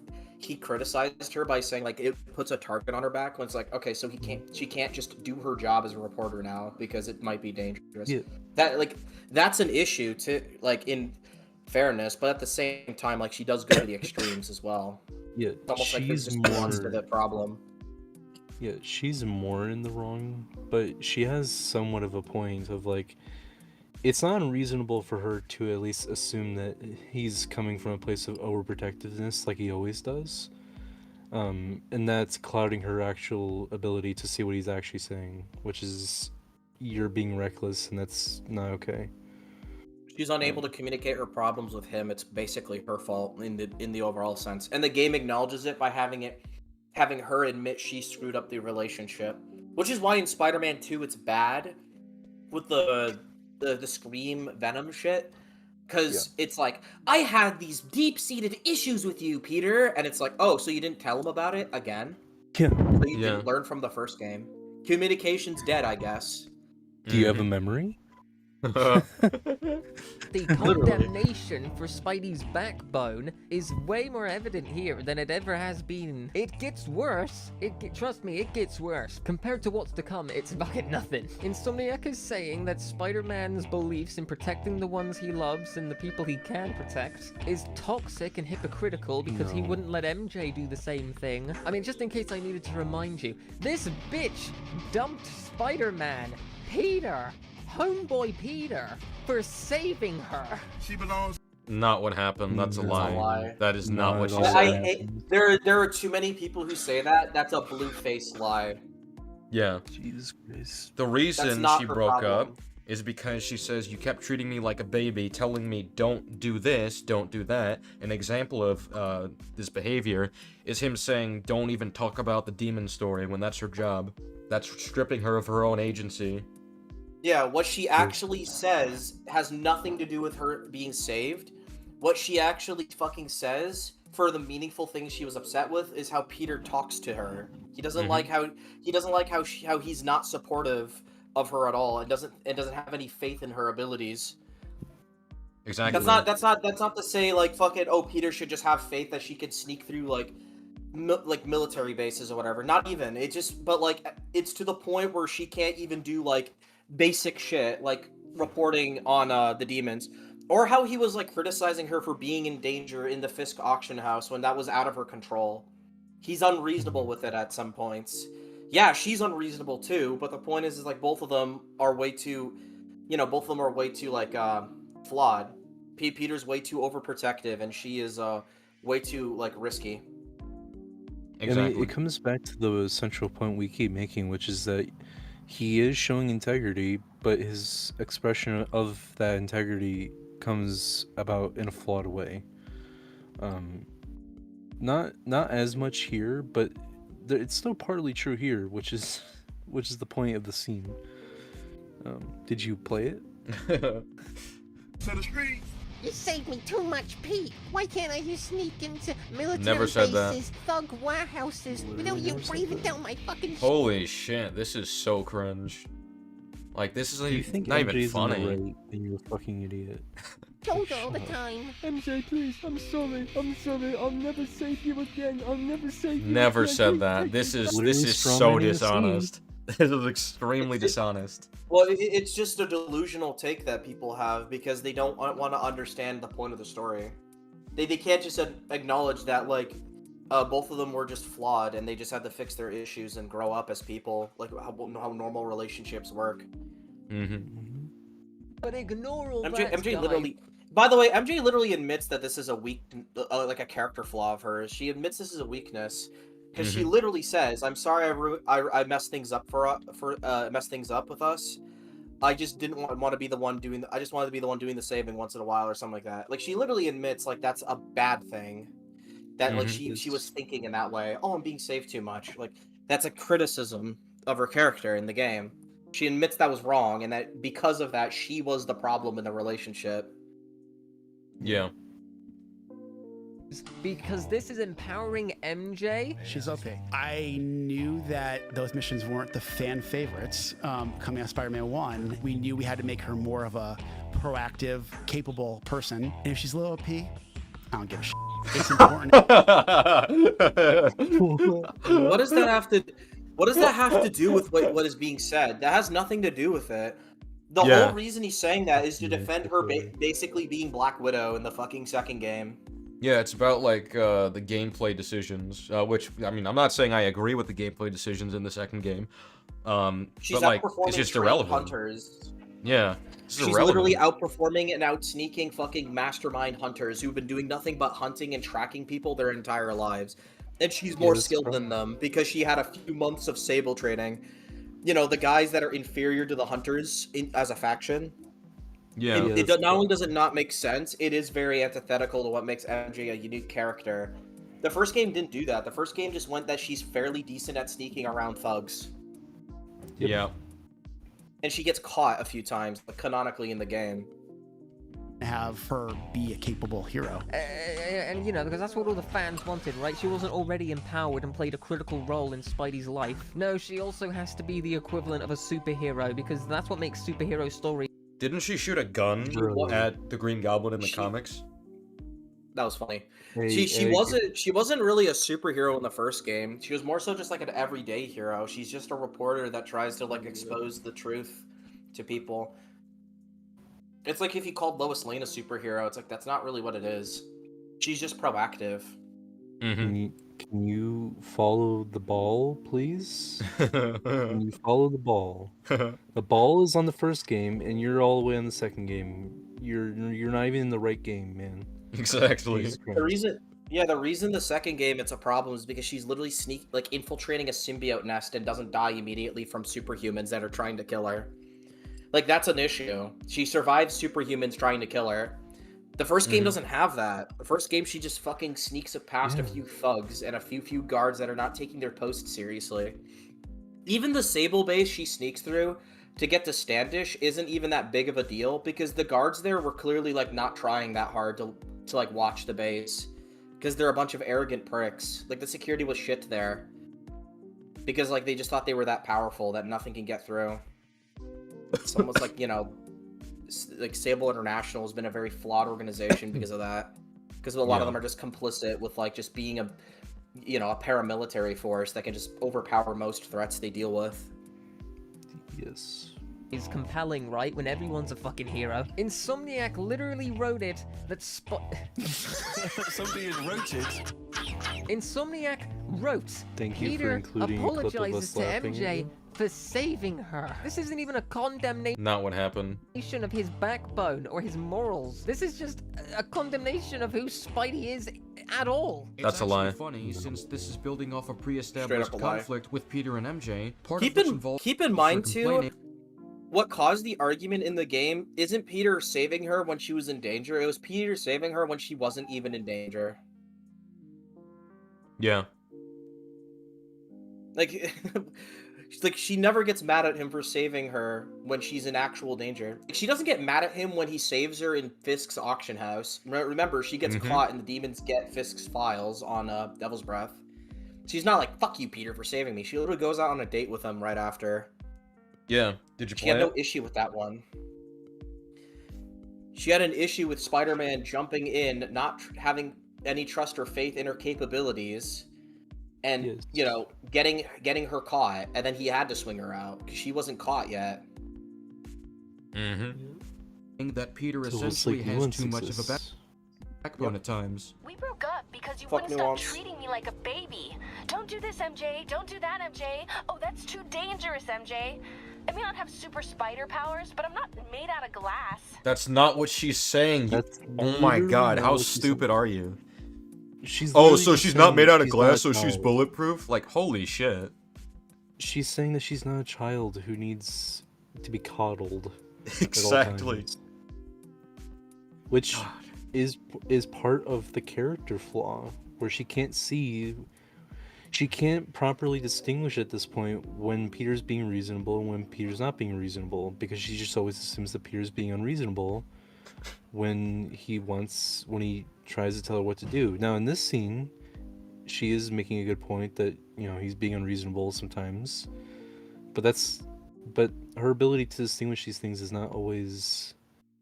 The context clues just flew over their head. I think that's the problem, because most people who analyze the scene just assume that like because of the catalyst of like the saving her from Standish, that means like she's talking about the infiltration missions. When people don't realize, if you replay the game up to that point, you see that Peter will either criticize, antagonize, or like overly coddle her for things that are not even equivalent to that, and she has to like deal with it and get annoyed at. Like, she can't report on the demons. She can't even have an interview with Jefferson Davis in a hospital van because the demons might go after her. It's bad that she investigated an auction house that's public and not illegal to go into, because the demons conveniently went there, which isn't her fault. Those are moments where he criticizes her for being in danger when she's not really doing anything wrong, and she's not being unreasonable. Like, it's in the game. You just have to look into it. And if you listen to her dialogue, that's what she's talking about. Don't do this, MJ. Don't do that, MJ. It's too dangerous, MJ. Like, she's talking about moments like that, mainly. Yes. Yeah. You snuck into the middle of an armed military. For Peter to constantly make demands like this to MJ. Okay, you know what? I'm just gonna interrupt you there, mostly because I know it'll piss you off if you somehow did see this video. Very unlikely. But also mostly just because there's no argument here. All right? Who the fuck needs to listen to this? If you actually think There's no argument here, even though I like explained you, it in man, full you're detail. projecting. Yeah, you're projecting. You're projecting. Holy shit. Why we need to listen to this scene? Dude, you need to, because you're not. It just paying sounds like attention to the someone who fucking went game. into the video and already made up his mind before the video started. I don't have to tell you. Yeah, exactly. He's complaining that you're showing evidence that proves him wrong at this point. that there's a compelling argument that he's going to make here, you're brain dead. Click off this video. My channel is not for you, you goddamn cattle. Imagine playing that clip and you call Peter the hypocrite. I'm not made out of glass, Pete. Yeah, okay, when all those, When did he call Peter the hypocrite? Yeah, what? No one's calling Peter a hypocrite. Well, the game's not calling him a hypocrite at all, either. What I think is hypocritical is just the fact that he's willing to put his life on the line to do something important, but he's not willing to let her do the same. Like, that she can't apparently do it on a base level. Yeah, that's the hypocrisy, but it's... But oh my god, this motherfucker. Oh my god. I mean, this guy is clearly just trying to go for gotchas and not actually trying to engage with the story. So, yeah, literally. What are your thoughts on the drama between Lumar and High CHD? I haven't seen Invincible, so I don't really know.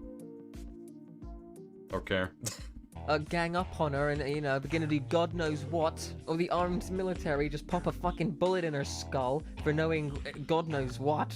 What name do you think she's gonna be calling? Huh? Luke Cage? To be honest, yeah, probably. What the fuck is happening? MJ, I'm so worried. Damn it! You best play it cool, man. Is it really you this time? You best play cool, man. I got a word I can say that you could never even butter in your lap, Spider-Man. Got time for this. You're not the black one, aren't you? I see the red and blue on your t-shirt. Stop talking down to me, Luke Cage. Stop talking down to me, Luke Cage. You goddamn whoa, Spider-Man. We're in Harlem. You're gonna get shot if you say that word. I swear to God, man. You better not say that word. You better be putting on that goddamn symbiote before you say that word, you motherfucker. I swear to God, I will beat you in the next week. I will beat your ass out of Harlem, you racist piece of shit.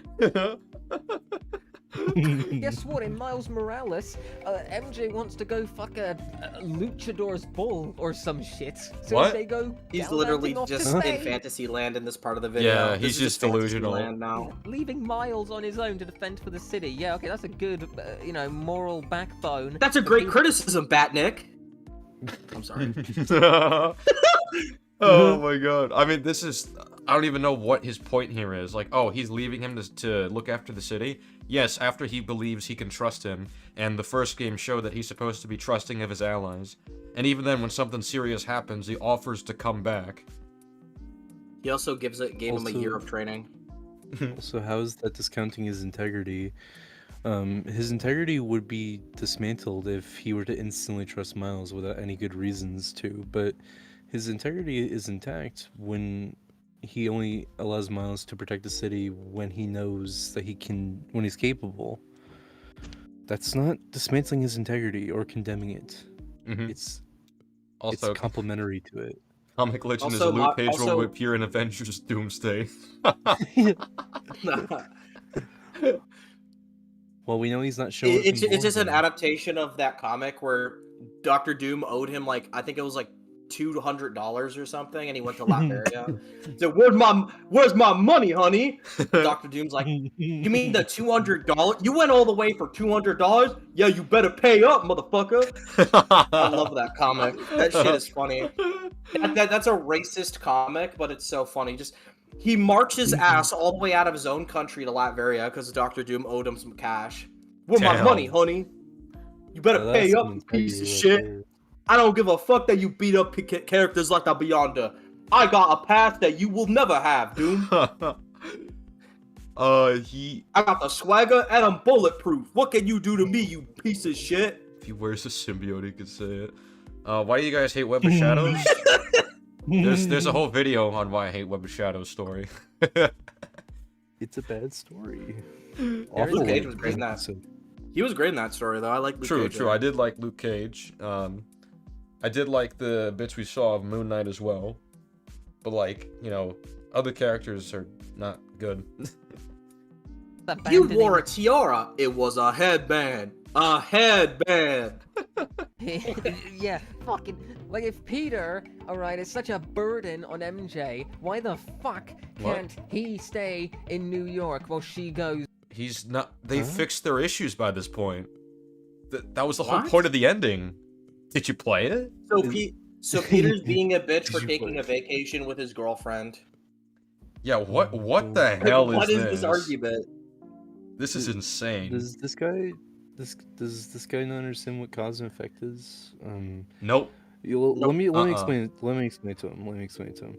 So, Egg, you see, one event happens, say the first game, and then that influences the next action that happens, and then the next action from there. So, see, the second game in Miles is being influenced by the first game where Peter had an arc. cause and effect. Do you understand this concept? Probably not. Apparently no. It's so sad. It's so sad. And meets some guys in Spain, some bulls. Because if Peter isn't going there to make sure she doesn't get into, too deep a trouble or to protect her, what's the reason? Is he just going there to watch? Or is he at least not too demoralized and he's trying to be like... So, I don't know where he's getting this from. The first game never said, don't protect MJ. There's a balance that they need to come to. The final plan between them is her breaking into the penthouse because she would be less noticeable, and then he is on standby, so if something does happen, he will be there to help her. It's the same plan here with Symkaria. If anything, he went to Symkaria to save her. Not only to protect her, but also but also to make sure that the resolution towards the Civil War, like that, is done smoothly. Yeah. Bro is literally trying to fix a international conflict, but apparently Spider-Man isn't keeping up to his morals doing that. Okay, but have you considered that Peter shouldn't be in Symkaria with MJ because he should only save his own people? Oh yeah.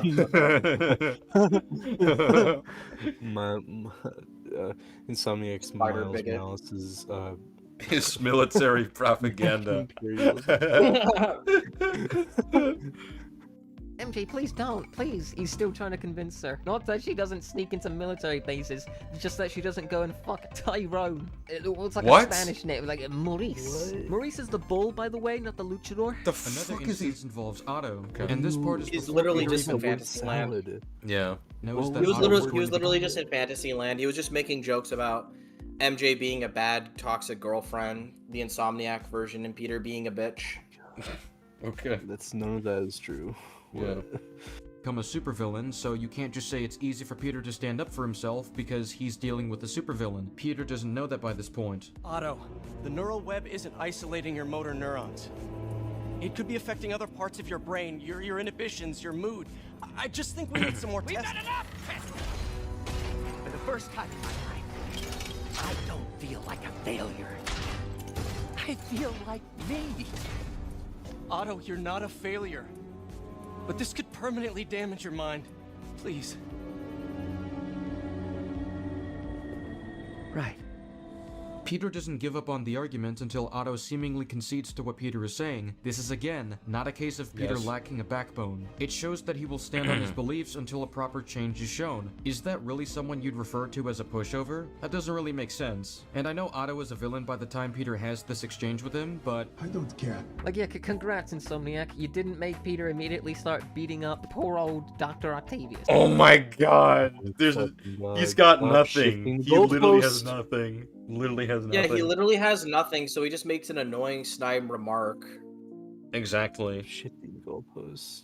And also, like, is he trying to frame this as, oh, well, good job, you made sure Peter didn't do a bad thing in the scene or whatever. Peter's still making a mistake in this scene. They're making this very clear. Like, he's missing the problems, the psychological problems with Otto, and because he's overlooking these red flags, that's resulting in him he thinks Otto can learn his lesson just like he can without seeing the larger issues with this character right now, and that's how Otto's able to get away with it. That's why Otto can just say, I'm fine, go, and then Peter just accepts that. That's part of why he blames himself too. It's almost like that's how you establish character flaws here. You give him a believable reason to have them, and then you have him act on them, and you have him pay for it. He overlooks the character flaws and bad, dark tendencies of the people that he's close to. It's actually the same reason in the comics why Harry became the Green Goblin, because he didn't pay attention to Harry's problems. And then he became a drug addict. It's the same thing here. Peter is overlooking Doc Ock's bad tendencies, and it's what allows him to get worse, because Peter never acknowledges the issue until it's too late. Exactly. But no, this version doesn't respect the comics so far, right? Yeah. So the wave says, like I said, words everywhere, but not an argument to be found. Exactly. That's what this guy is. That's what defines him. He's just saying words. words, or just, you know, pick up his bag and leave the room like, oh no. I said this when I watched this yesterday. This guy's like an evil version of me. This isn't my hatred for Insomniac. Like, you know how Anakin becomes Darth Vader? This is like me as Darth Vader. This is just my hatred for Insomniac overtook me and I joined the dark side. And now I'm just insanely fucking uncharitable and bad faith and I shit on the first game, and even like a light defense on even the first game I'll fucking find you for. That's who this is. This is Lord Vader. This is Darth Liam. This is Darth Legend. Darth Entertainment. The comic legend of the Sith. Okay, congrats, Insomniac. You didn't make Peter immediately start beating up poor old Dr. Octavius. Or just, you know, pick up his bag and leave the room like, oh no, this bitch, I'll do this tomorrow. This guy's a fucking... I tried to warn you. What? That's not a counter. The only thing I would simply say, the only argument I would have said for that point is that he is...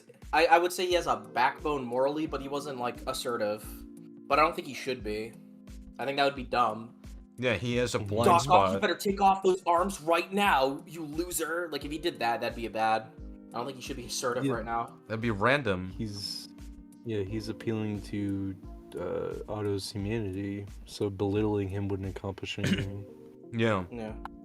Insomniac is bad because he's not willing to let a billion strangers die for his loved ones. Oh, he addresses that in the video. Oh, no way. I gotta see this. You didn't listen. You knew. I won't let you win. This means too much to me. Not more than it means to me. You can't say. How can you argue this? How can you argue this? How could you do it? What's wrong with it? That's such a fire scene. Then I guess you'll have to save yourself. I should have known you too. I'll say this. This is almost on the level of I beat you. Yeah. Yeah. Just like all the others.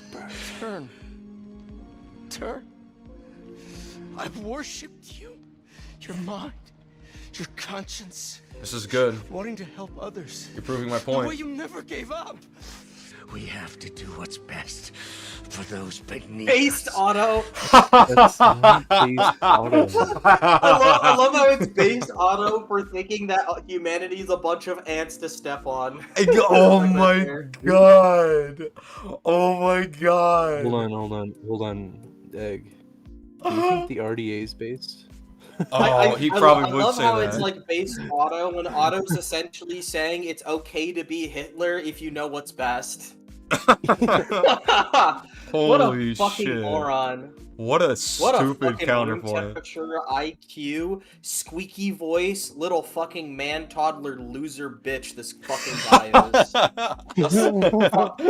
This fucking pasta addicted, drug dealing fat loser with a fucking weight problem. This fucking absolute sugar water drinking fucking smell whore. This loser is sitting here going, Dr. Octopus is based because it is good to force your will and your beliefs on others because you're better than them. Yep. Man. Who's dumber, the egg or Colin? Colin is Colin. Yeah. Yeah. No one is dumber than Colin. I can't think of that many people that are dumber than Colin. You need to literally be a lobotomite to be dumber than Colin. And even then, it's a close fight. It's like Colin wins the IQ battle with like a high difficulty if it was against a lobotomite. Yeah. Like in the scene that he's showing right now, Otto is trying to take the antidote away from Peter. That's not based. That's being complicit. That's advocating for people to die. How is that based? Exactly. What the fuck? He's not giving the cure until he gets what he wants. How is that based? Also, the context of him saying, like, you know, it's our responsibility to do what's best for others, whether they understand it or not. What he thinks is best for others is allowing them to die and suffer because they even dare to allow Norman to be mayor. Yeah. He thinks they deserve to fucking die a horrible death just because they supported a person he hated. and like they didn't support him. Mm-hmm. Yeah. Whether they understand That's it or not. literal narcissism. No, you're wrong. So relaxing. You are everything I wanted to be. You just threw it away. So this is self-evidently not spineless. He's ready to call out Doc Ock when he tries to imply that Peter was Can't the argue one who this. turned on him, and angrily tells Otto to his face how he was in the wrong. And we have to remember that Otto was his mentor. He refers to him as his hero, and he's still willing to hold him accountable and make sure he faces justice. Do everything I can. I'll make sure you get the best help. You do what you think is best, Doc. It's all any of us can. Now, if Doc Ock was a woman, he'd let him go free. Oh my god. Oh my god. Holy shit. You're such What a is this? loser. What is this meandering, like, insane, illusion-ass thinking? Like, what the hell? You're living in a Mysterio okay, so- illusion. Yeah. He is. Like, So holy he's taking shit. Yeah, so he's taking this weird straw man. What is that? of the That has game. nothing to do with your argument, anyways. It literally just has Right. nothing. Literally nothing to Right. do with it. He's literally taking the straw man from earlier and being like, "See, guys, I see how I'm correct here." It's like, no, you're not, because literally in the scene, and you play the entire scene like a dumbass, by the way, so the audience knows the context of this. You fucking idiot. Your own audience who are going to pay attention to the scene, assuming that they pay attention to your videos, which I hope for your sake they do, because He literally said he was gonna go and stop Yuri because she became a serial killer in the DLC. So like, Exactly. yeah, he literally does do it to a woman. And you played that clip, A so woman you, so he you considers know. a close friend. Yeah. yeah, there's literally nothing to suggest that Peter would stand idly. Do you remember how we started this video? Yeah. Exactly. He stopped Sable, a woman. Yeah. From so your own video earlier in your own video debunks your current argument, you dipshit. So goddamn Fuck you. stupid. Is this British synthetic man?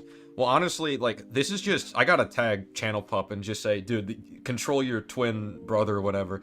This is just evil Channel Pup. That's what this is. Is this British synthetic man? And again, this is just Insomniac condemning Peter's morality. Look. Whoa! What? Oh my god! Oh my It's god. condemning his morality to stand by it and let his mentor go to prison. Why do they celebrate what Peter does here, then, as the right moral thing to do? Oh my fucking god. Like, are you serious?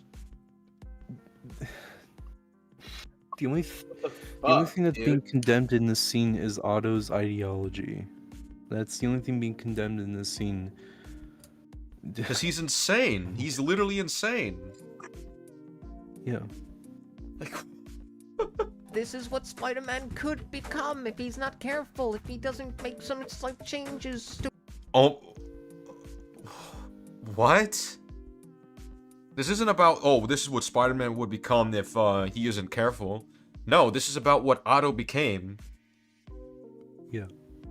Well, I think the whole point is that, like, yeah, Otto is supposed to be a dark reflection of Peter, and the whole point is that Otto's, like, arrogance and ego, while being unchecked, can turn him into a monster when Peter has friends and family that are able to actually, like, guide him to the right path, like his aunt. Yep. Yeah, I mean, this is, to an extent, this is supposed to be like a representation of what Peter would become if he played into his dark tendencies. But, like, that's not a meaningful counter to the scene. So why are we bringing this up? Well, yeah, like, yeah, if Peter wasn't careful, he would be a loser incel who hates everyone because he doesn't get his way. Exactly. Yeah. Why would you want him to become like Otto? Otto's a pathetic man-child who only cares about himself. Well, Comic Legend, have you considered that Otto's ideology is actually based? Have you considered that? It's actually based. This is insane. Terrorism's actually based. That's literally like the same energy as EFAP saying the RDA are based, even though they commit genocide. Yeah, the RDA is pretty defensible, I would say. Doc Ock is pretty defensible, I would say. Doc Ock is pretty defensible. It just cuts to him like fucking causing a chemical fucking terrorist attack with devil's breath. Pretty defensible, I would say. People coughing up blood and dying a slow, painful death. All because Doc Ock didn't get his way in life. Pretty defensible, I would say. Pretty defensible. Getting cucked, like becoming a beta. He makes it out that Peter put his faith in the wrong guy, someone he considered to be his hero, but he's still able to stand firm on his own morals. Dude, this is just evidence that he is reconsidering at least some of his goddamn morals. He also... No, it's not. No. That doesn't reconsider his morals, that reconsiders his faith and trust. Yeah, he's reconsidering his faith and trust in Otto because he thought Otto shared his beliefs. He's reaffirming his morals and reconsidering the faith that he had in Otto that led to this point. Jesus yeah, Christ. this is fucking sad. Applies this to his friend Yuri. I know what you're gonna say, but just hear me out. We can skip the Yuri clip you all saw it at the start. I'm just gonna say this, looking back at all of the clips, you'll notice that none of this is present in the second game. And you'll notice that I'm not talking about the second game. Yeah, you'll notice that we hate the second game because of that. That's why we're not calling. We have a consistent standard and we're not losers who suck off to Sony products. The second game fucking sucks because it didn't do that. It would have been so fucking awesome if he came in there and went, you're going to prison, and actually fucking brought her in. That'd be sick. It showed he had like a standard. That'd be based, yeah. That would actually be based. That wouldn't be Hitler based. That would be normal based. My god. Wouldn't be Octavius based. Like I mean, yeah, he's pretty defensible. Yeah. Yeah. This is what he does whenever he doesn't have an actual argument. He's just like, SK, have you considered the second game though? Have you considered that? Yeah. It's just his cope. It's his cope position that he always defaults to when he doesn't have an actual argument. Not that he's had an actual argument, but you know, when he can't come up with a bad faith interpretation of the scene, he's just like, but that's not in the second game though. Exactly. It's distinctly bad faith. It's kind of funny too because it's in the third DLC, which I would consider like the worst of the DLCs. True. Yeah. Like like I think the third DLC was the start of the downfall of Peter's characterization, and even then it got that part right. Yeah. That's done intentionally. Even when his friend is starting to kill criminals, he stands against this and makes it clear that he will turn her in for doing this. We also have He does in the clip, he says it. Don't lie. Another scene in the DLC where he calls out Black Cat. Well, he says he doesn't though because he's talking about the second game. Like he doesn't actually do it. When it's like, yes, we know that's an issue. Long and manipulating him throughout the entire mission. Oh, let's see him try to argue You don't have this. to see this clip either. It's just the Yuri clip. Spider-Man is yet again outplayed by a woman. Coincidentally, it's just a. What? Okay, What so does it have to that's do- just not an argument. Oh, she's a woman, therefore she can't manipulate him? What? What kind of point is that? Not even because it's because it's also because the reason he's so easily manipulated is because he has an emotional connection to Black Cat. Yeah. Well, hold Did on. you play it? It's the same reason Batman goes easy on Catwoman. Yeah. Nobody Well, complains in the wasn't Arkham games that Batman doesn't arrest Catwoman for the fucking constant amount of crime she commits in those games.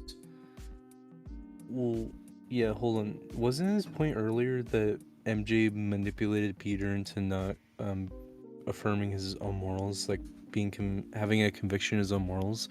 Wasn't that his argument earlier? Now he's like, oh well, you know, he was manipulated by a woman, and how could that happen? It's like, wasn't your position literally 5 minutes ago that he was manipulated by MJ into not acting like himself? What? There's a lot more clips I feel you could have used in the first DLC because Peter in the first DLC is extremely assertive and has a backbone. Like he constantly like rejects her advances towards him. all the time. He criticizes her for what she did back in the day and now with being a criminal. Like, there's a lot of scenes of him just doing shit like that. Yeah, I remember the Doesn't main put up story with her more, bullshit for so the most yeah. part. This one just stood out the most. The only thing she was able to manipulate him on is by convincing him a child was in danger. That's like it. Yeah, like how is that unreasonable? Like, oh, someone is in danger right now and needs Spider-Man's help. Like, do you want him to just be like, well, that's bullshit? Do you want him to just say, you think the lives of a stranger is more important than my loved ones? Coincidence, guys. He tells them to turn themselves in, much like he does with most of his villains who don't immediately try to, you know, attack him or have outright evil intentions. Just for them to That's say, not even what he nah. says. Yeah. He doesn't even tell her to turn herself in. He tells her to actually just give the evidence to the police to take down Hammerhead and do the right thing. Bye-bye. I don't even really know, again, how this is supposed to be an example of him having a backbone, other than he's telling someone to turn themselves in. Like, oh my... Other than telling them to turn themselves in, okay. Well, hold on. That would be an example of a backbone. If he sees a villain and he thinks he can convince them to turn themselves in, that would be an example of moral conviction. But even in the scene itself, convincing Black Cat to be a good person and turn in the evidence to hopefully convict a bigger fish, like a more prominent villain, is an example of moral conviction, you dipshit. Exactly. Even in your bad faith interpretation of the scene, he would still have moral conviction. Dumb fuck. Goodness. What I will say though, is in the third DLC, I think it's an issue he doesn't turn her in. Especially when she is basically responsible for a war. He should have tried to get her.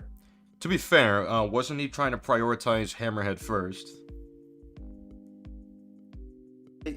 Yeah, but I don't know why after the story he didn't go after her. Well, for all we know, he could have had plans of that, but it's Spider-Man 2's fault. Again, it's Spider-Man 2's fault. It is because you know there's a comic book tie-in of the DLCs. It's called like Spider-Man Black Cat, where it's confirmed that he teams up with MJ to arrest her after Hammerhead. In like the comic version of the story. But we know that can't be the case because she's not in jail in Spider-Man 2. I fucking hate Spider-Man 2. Holy shit! Every time, almost 3 years later, that's fucking horrible. Yeah. Colin defends this shit. What a loser. Who defends this shit? Colin. Oh my fucking god. He defends this just as much as he defends people that are pedo apologists. Because they're funny on the internet, dog. Friends to turn themselves in. Who'd have fucking thought? This is just a good example of the demasculation of Peter's character. Black Cat returns for the sequel, you know, the sequel that doesn't exist. Wait, how is he demasculating? I don't know. I don't know, because he hasn't punched her in the face or something. I don't know. The only thing I'll say is like I like in fairness to the scene, it's not the most assertive I can think of for him in that scene, but even then, like I like it just makes perfect sense. I always think it's reasonable that he has more of a fucking late. Oh hold up. Let me just fix something real quick. The audio just bugged itself. Hold on, give me a second. Okay. Let's try that again. Imagine in the weirdo Republican rewrite of the Heist DLC, when she like locks them in the safe, he just goes, "You fucking feminist bitch! You tricked me!" In Spider-Man 3, The Sweet Baby 6. I can't wait to beat more women because of you, Black Cat, you manipulative whore. How dare you manipulate a child with me, whore? Like, he just talks like that, because he has to. Yeah, do you want him to just act like a fucking nutcase the whole time? In Spider-Man 3, The Sweet Baby 6? He calls her out and criticizes her throughout the entirety of that DLC. She's a woman. Do they apprehend her for this past crime or any of her past crimes, really? No! Peter and Miles help her escape. Man, I wonder who criticizes this. I wonder if there's a section in my video that complains about this. You know what? Just because the section itself is funny, I actually want to shift towards it real quick, just to show my raw, unfiltered reaction. Where is it? Alright. I'm gonna pull up the video real quick, because it's fucking funny. It's hilarious. Oh snap, it passed the No Way Home one in views. Based. Good. Good. What do you mean? Okay, great. Good. Good, dude. I fucking hate Spider-Man 2. Alright. Let's see just how much I loved that scene in the game. Let's see how much I loved it. Is it playing right now? Yeah, hold up. Left when they pulled up stake. We've impounded as much of Sable's equipment as we can, but it may not be enough. It's an all-out gang war, and New York is caught in the middle. You're telling me that Miles would immediately trust Felicia and let her leave all the way to Paris just because she claims to have a girlfriend in danger? Given that Felicia told Oh wait, hold up. I skipped the reaction. Hold up, give me a second. There we go.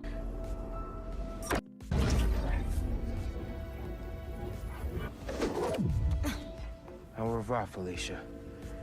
Thank you.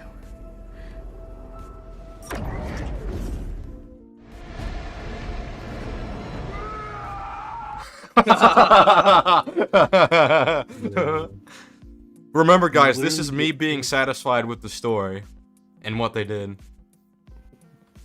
Oh yeah. That's what's gonna happen to me with the Spider-Man community after a few more years. I'm gonna turn into fucking Dex. The real. Well, which version of Dex? Comic Legend. Which version? All of them. All of them. Well, not the one that Affleck balances the movie- scales. Not the one that balances the scales. The Ben Affleck movie version. It can't be the Born Again version. The Ben Affleck movie version is like that movie is literally if Batnick was Daredevil and me and SKT would try and kill him. That's what that movie is. That movie's literally just black SK Kingpin convincing me to try and murder Batnick with my accuracy. But yeah, back You need to watch that to movie. That movie is a cinematic masterpiece. back to this video that seems confused as to what's happening. She even stole, I think, some Doctor Strange MacGuffin just to do it. She's making portals that go to all across the world, and it's a pretty cool set piece, yeah. Too bad this is the quintessential cuckold mission. Pete, I got Black Cat calling up my phone. This kid is She's so calling fucking me some cringe. kind of some black stallion. I Oh don't my, know what to do. what the fuck? What do I do, Pete? Dog, Miles. Spizzard wants his terrible comedy back. He's calling, dog. Like, goddamn. Yeah, just like help her out with whatever she needs, man. But didn't she like to steal a fuck ton of money or something? Shit, I feel like maybe we should turn her. Oh my god, this is so cringe. Man, I don't know if we should be helping a criminal. Yeah, Miles, you know, she's like got my balls and advice. You know, I can't really do much about it. Jesus, this just does it end? No, it's not my. It's out of my hands. Can't you do it at least, Pete? She scares me. I don't like talking to no women. I'm busy letting MJ stomp on my fucking Holy balls, fucking man. shit! Move on. I can't go. The audio's terrible too, Jesus. Like, did he think this made him funny? This makes him cringe. Anywhere right now, sorry. Oh shit! How about that? How about my pussy needs fucking now? Oh my. Now why are you like this? Just why are you like this? Why are you the way you are? Why are you Like, the way you are? I don't understand this. Miles Morales game doesn't have much of Peter Parker himself, but even then, Peter makes a joke about how he can sometimes be too harsh on Miles. Hey, bro. I read MJ's front This page is like one of the about only some ones I party. agree with. This is a good point. Swinging, I hope. Sorry. Scolding mentor mode. Downshifting. Do I get to say it? Please tell me that I can say it. You know what this joke about his behavior is reliant on? Oh right, Peter having a backbone. This criticism really doesn't make sense when you break down this character. You need to shut the fuck up. Okay, listen, you little autist. I don't know if you noticed, but you fucked up again. You just proved yourself wrong with this clip yet again. Like, now I'm just mad that someone can be this fucking stupid. Miles, you better practice from you is insane. responsible web swinging. You gotta pause because they'll ring me thing. Actually, never mind. You know what? Just do what you want. I guess I'm just too harsh, you know? I gotta learn to stop being so controlling. Like, yeah. Oh my fucking So the whole joke here is that yeah, he can be a little bit too controlling when he's dealing with Miles. He's kind of micromanaging a little bit. That's the whole point. The fact that he even says Scoldy mentor mode, like that implies, oh, he does have a backbone. He's very controlling of Miles when he needs to.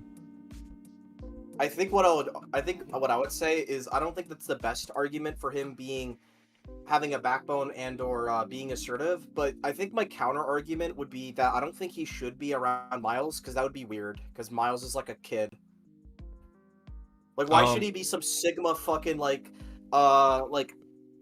assertive asshole to like some fucking kid like child that he's trying to be a bigger brother to? No, yeah, I'm not saying that he's being like assertive or anything, but it's more so that the scene is very clearly implying that he's constantly like he tends to be very scoldy with him if Miles might be stepping out of line, which implies like he has to have a backbone to even make a joke about that, like in order for there to be truth to that joke.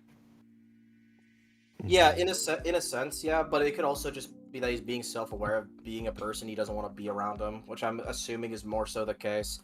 I just think it's weird I just think it would be weird if anyone complained that he's being a softie in the Miles game, because obviously he's like taking care of a kid. Like, well, I don't think Spider-Man should be assertive comic book Spidey around like someone like Miles. That would be weird. Yeah.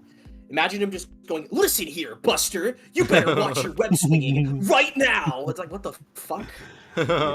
And he just talks to him like he talks to Sable. It's like, my fault. He was under your protection, Miles. Miles, why are you doing your homework? Why are you doing your homework? That's not allowed here. Why are you doing your homework, Miles? Why are you doing your homework? Is that how we operate as a 110 street gang? Yeah. I'm assuming he's trying to come off more like kid appeal around the actual kid he's taking care of. Mm-hmm. Yes. Which, it's the equivalent of going, guys, why isn't Spider-Man more assertive to the kid who collects Spider-Man? Why isn't he more of an asshole to that kid? It's like, I don't know, maybe because he's dying of cancer and he's a child? Yeah. Why would you ask that? Fuck. But yeah, I don't know if that scene proves he's assertive, but I would just argue he shouldn't be. I would just say, like, going by the fuller picture, like, it's not just a thing in isolation. We have to look at the whole entire catalog that Peter has, and based on that, it would just become most likely that it would be more likely that he's hinting at the fact that he can be Scoldy and that he does have a mentor. Like, that's the implication here. I think overall in the game, it's actually more implied that he's more like willing to let it slide just because he does understand that he made mistakes too. He's more understanding, so he's less like of a hard ass, because he doesn't go on Miles's ass for putting the city in danger in the beginning of the game with like Rhino. But I'm not saying he should be though, because that would be weird, because obviously he's trying to like use positive reinforcement to keep Miles like, you know, confident. Yeah. I also think Peter's like smart enough to realize that Miles's issue is that he's not very confident in himself. So criticizing him constantly isn't helpful. It's better to go, everyone makes mistakes. As long as you learn from it, you're doing fine, buddy. Mm-hmm. It actually shows he's a good mentor. The issue I have is when in Spider-Man 2, he's literally about to let people actually die over a petty like squabble with someone he doesn't like. That's when he should have called him out. Yes. He should have said something.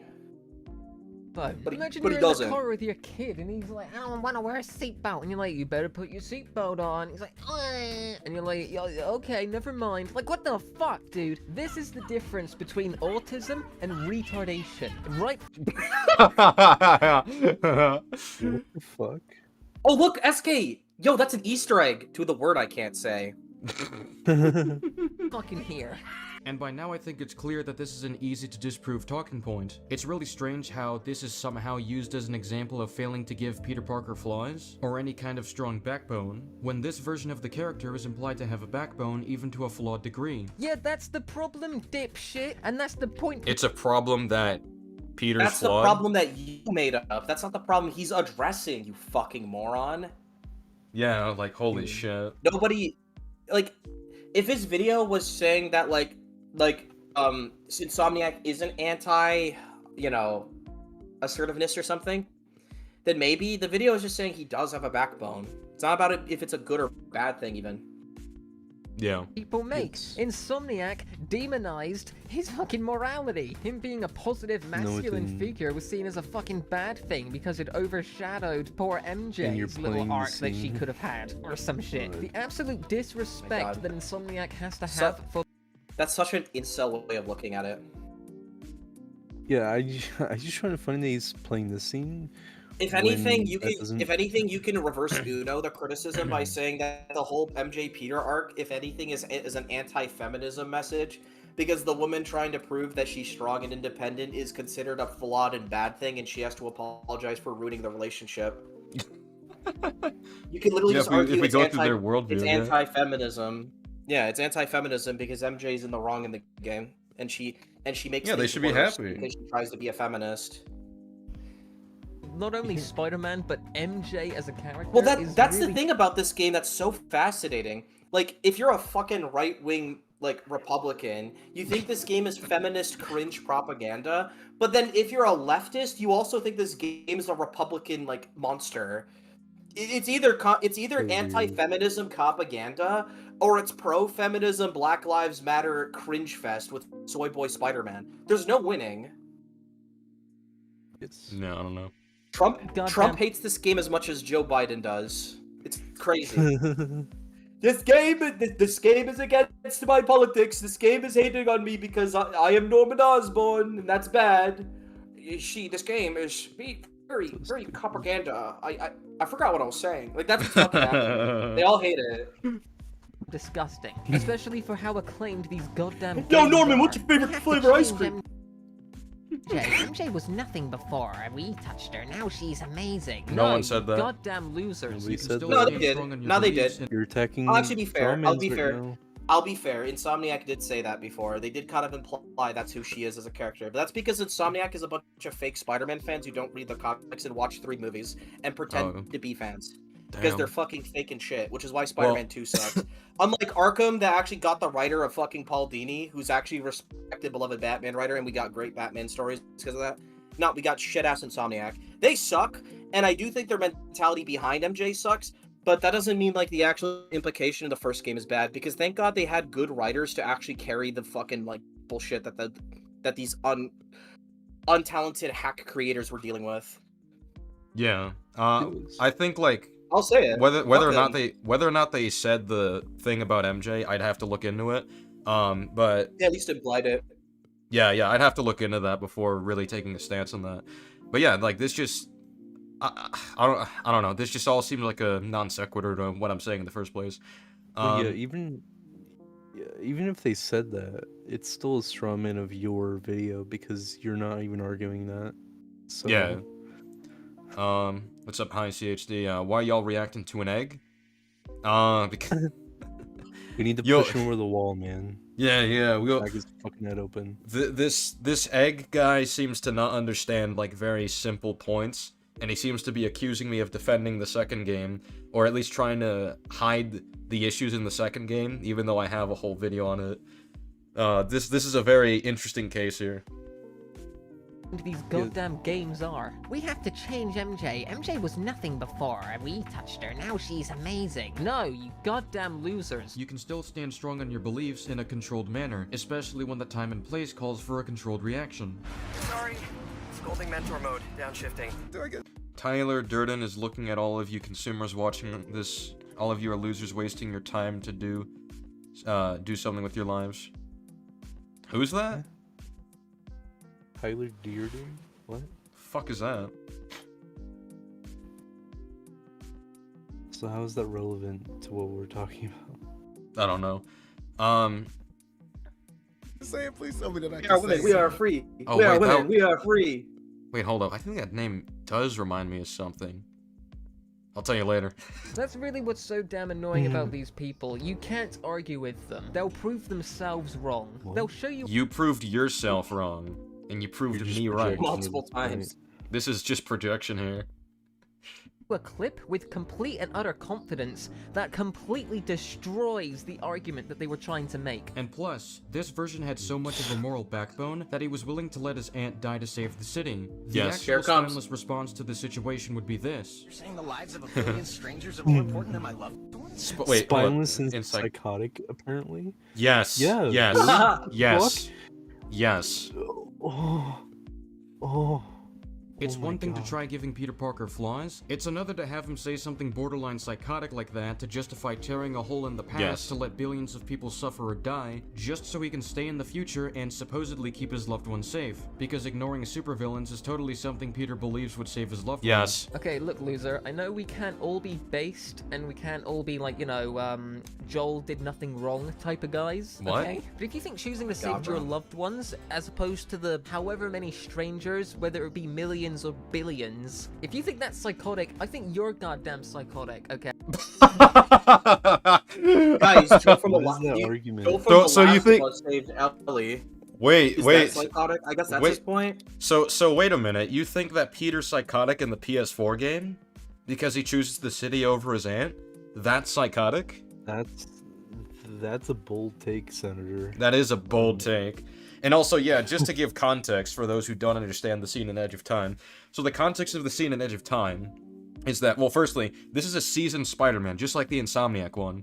He's already graduated college, he's been Spider-Man for a while, he's already experienced the death of Gwen Stacy, where, you know, supervillain found out who he was, killed someone who he cared about because of that, and he still chose to be Spider-Man. At the beginning of the game, he says, no matter, I can't turn my back on danger, no matter what the cost, right?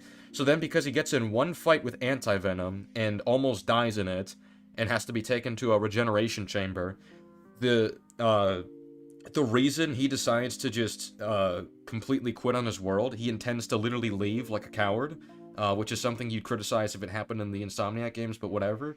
The reason he says that is because that he wants to leave is because, well, he's the kind of guy who would criticize Spider-Man for quitting or letting Miles take over for a bit. You would criticize that for being spineless, but he doesn't understand. This is objectively worse than letting Miles take over for a bit versus quitting forever by, I shit you not, he goes from the past, he wants to go from the past to the future, lock himself in there, stay there forever, which that can create a whole bunch of time paradoxes when they've just established that messing with time, which is what Dr. Sloan did, that is literally what is causing the issue in the first place. You're messing with time. He's fine with messing with time just to separate from he is literally his world. Okay with giving up on his entire life, which includes saving people, because his loved ones might be in danger. Also, I want to bring this up with the whole Joel comparison. The reason why Joel isn't spineless or psychotic for saving Ellie is because A, he doesn't actually believe the cure is even a thing. He thinks it's bogus. He says it in the game. And 2, even then, Joel actually felt some guilt for doing what he did. Joel showed regret. He wasn't fucking okay with killing a bunch of Fireflies and executing what's her name, Marlene. He wasn't like, yeah, this is fine. He clearly fucking is a little disgusted with himself. Yeah. Well, the problem is the reason Spider-Man is psychotic is not just because he made that decision. It's that he's apathetic to it. He doesn't care. Oh, really? Who cares about a billion strangers? He clearly doesn't give a fuck that people were gonna die. Joel cared. Joel felt guilty. He just thought it was the only choice he could make because he loved his daughter. Yeah, and to elaborate on that, not only is he, like, breaking the whole timeline by doing this, the reason he gives is, well, it's not like Anti-Venom is a fluke. Like, someone's already, no matter what, a bad guy's gonna fight me, and someone I love could suffer or die because of that. Which is a stupid line of logic, because, Anti-Venom didn't attack anyone he cared about. Nothing even happened to anyone he cared about. So why would that even factor into his, belief system? But also, this is after the death of Gwen Stacy, okay? You can't have that, sense of inadequacy where, oh, well, if I keep being Spider-Man, my loved ones will keep dying. Gwen died, and he still chose to be Spider-Man. You can't have that.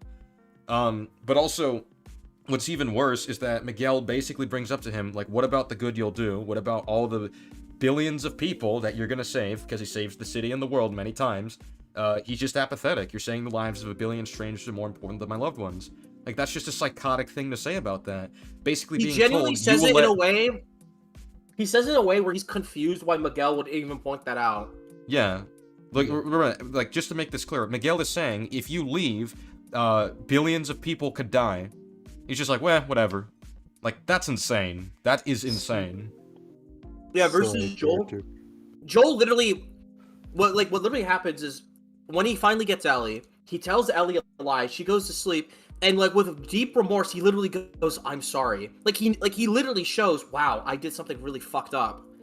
Like Joel doesn't act like what he did is perfectly fine and not immoral, but like he felt bad for it. So it's like, yeah, the reason we don't call Joel a psychopath is because he showed regret for his actions. It's just also that he felt like he couldn't do anything else. Like, he literally emotionally couldn't handle the concept of losing his daughter again. Like, he would literally just implode if that happened. So it's like, in his own mind, he didn't have a choice. Joel's not Spider-Man as well. Like, that's also worth noting. Not Spider-Man. Yeah, Joel isn't a selfless character. I mean, Peter doesn't even go through with the idea with staying in the past and proceeds to save the timeline at the... Okay, but the problem with that is he only does that because MJ happens to be in danger. If she wasn't in danger, he would have just went along with it, which is bad. And that's the thing, he shouldn't even have to experience that to know that could happen, because the whole reason he's Spider-Man to begin with is because his inaction got Uncle Ben killed. So why would he think leaving his entire universe behind would lead to his loved ones being safe? Yeah, doesn't make sense. Yeah, like ignoring the psychotic point or whatever, just as a character, it's a complete contradiction on his moral beliefs. Because the only counter I see is, oh, Spider-Man's allowed to be selfish and make mistakes, but the problem is, I don't think Spider-Man would actively make a decision that contradicts his moral beliefs. Because people forget this, Spider-Man is supposed to be pessimistic, yeah, and he's supposed to have some selfish tendencies, but he's also supposed to be an idealist. Idealists don't just easily drop their beliefs. Mm-hmm. That's literally what he says. He says, until something better comes along, then, you know, I'm gonna keep being an idealist. That's literally what he says to the Punisher.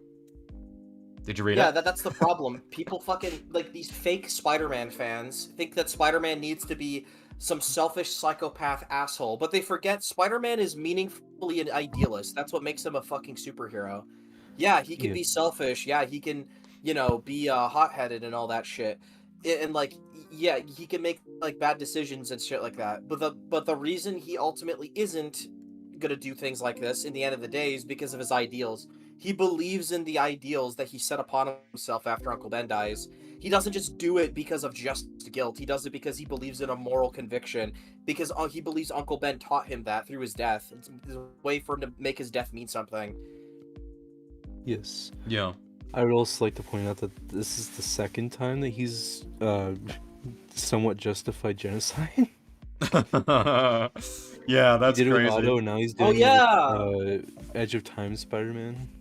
Like, what, dude? I'm sorry, like, dude. The thing with Edge of Time Spider-Man is that it sets such a bad, like, moral standard for Spider-Man that if you're okay with it, then I genuinely don't know how you could ever criticize any version of Spider-Man for anything, like in the Insomniac game. Like, oh, he let Miles be Spider-Man for a while in Spider-Man 2. Oh, I got a good one. I got a good one. How can you criticize that? I got a good one. If you defend Edge of Time, you better not criticize Spider-Man Lotus for being an unlikable character. Oh, true, yeah. You're a hypocrite. That is true. Or if you it's actually something I pointed out years ago on Twitter when people were saying, oh, he's being too mean to MJ. You guys like the psychopath that wants billions of strangers to die? Fuck off. Exactly. I don't want to hear it. Well, also, like, it's commonly criticized in Far From Home, like, oh, Peter's just going on a vacation when the world is about to die, and he's in it. It's like, yeah, kind of like Peter jumping from one time to another, which could just implode everything because he's messing with time, just because he wants to protect his loved ones, even though that wouldn't protect them, because inaction doesn't protect them. That's the whole basis of his character. And, yeah, you're fine with that, which is, like, worse in every regard.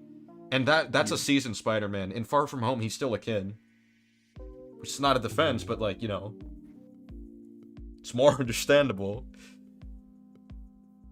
But yeah.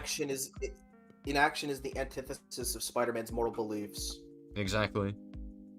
He literally says, if you let a murderer go, then you're just as bad. You're complicit.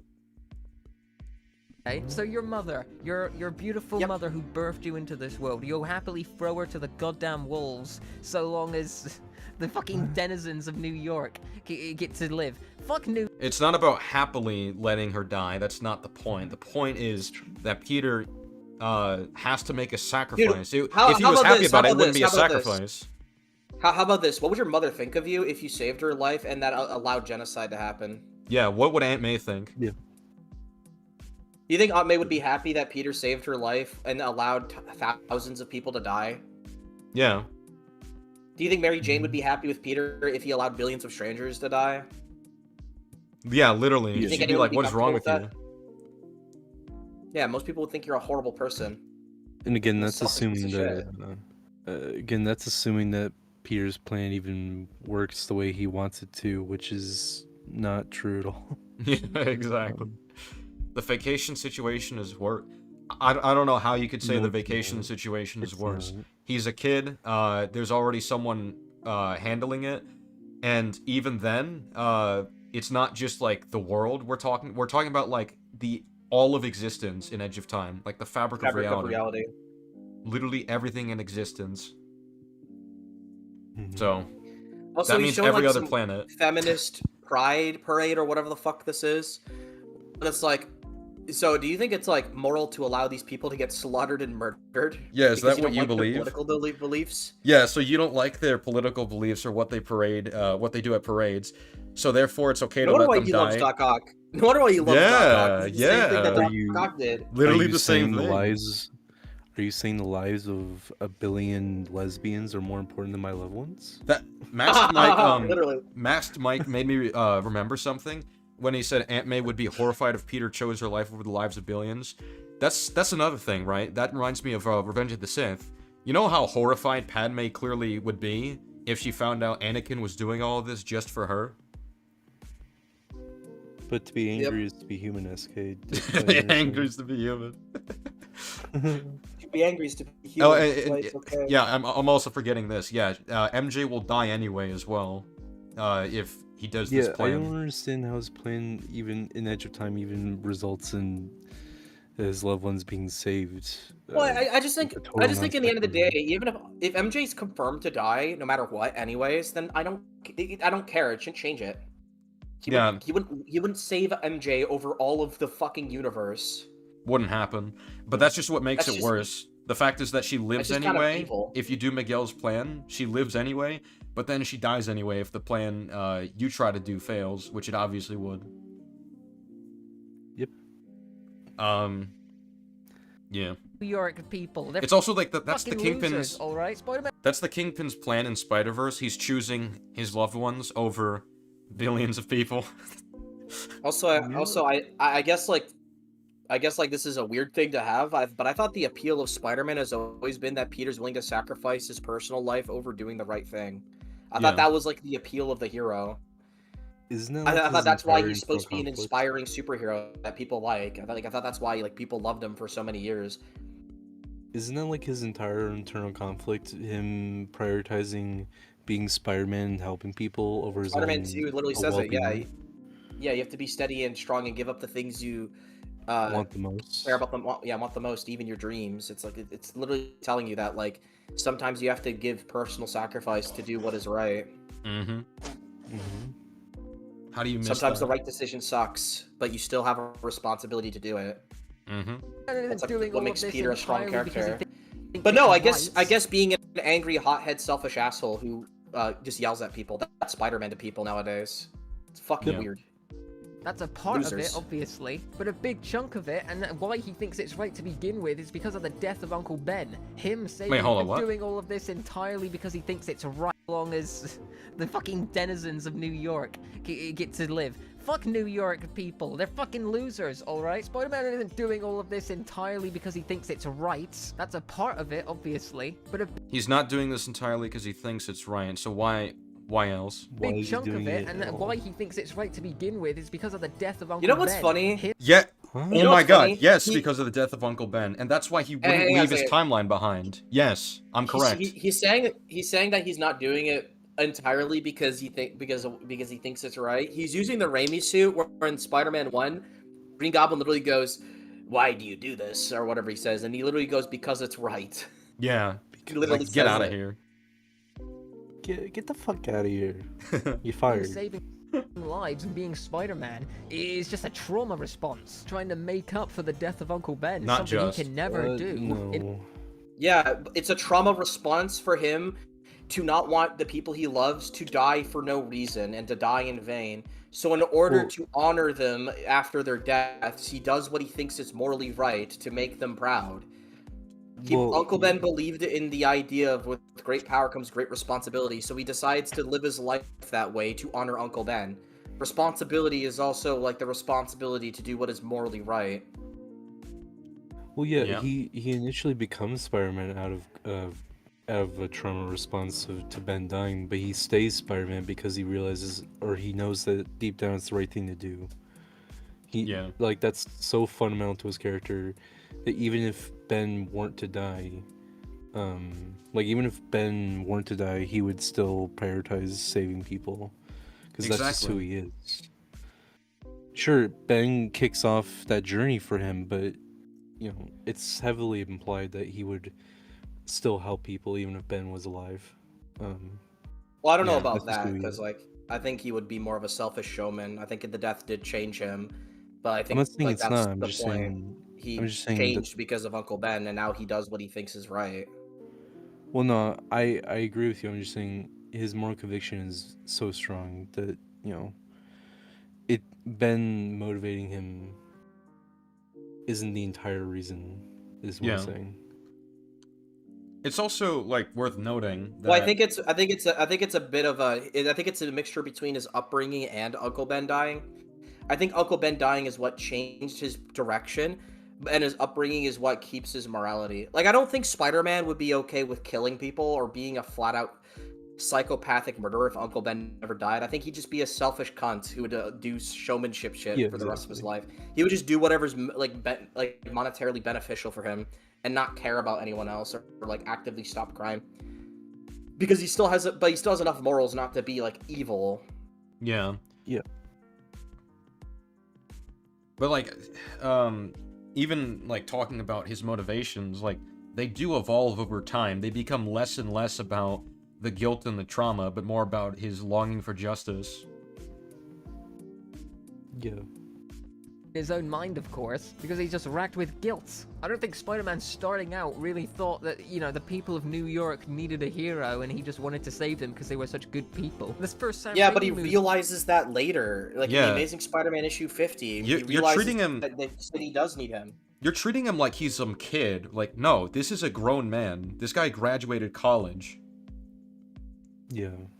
Like, after a while, he literally just believes in his moral convictions. It's not fucking just Uncle Ben died. He literally says in the game, I can't turn my back on danger no matter what the cost.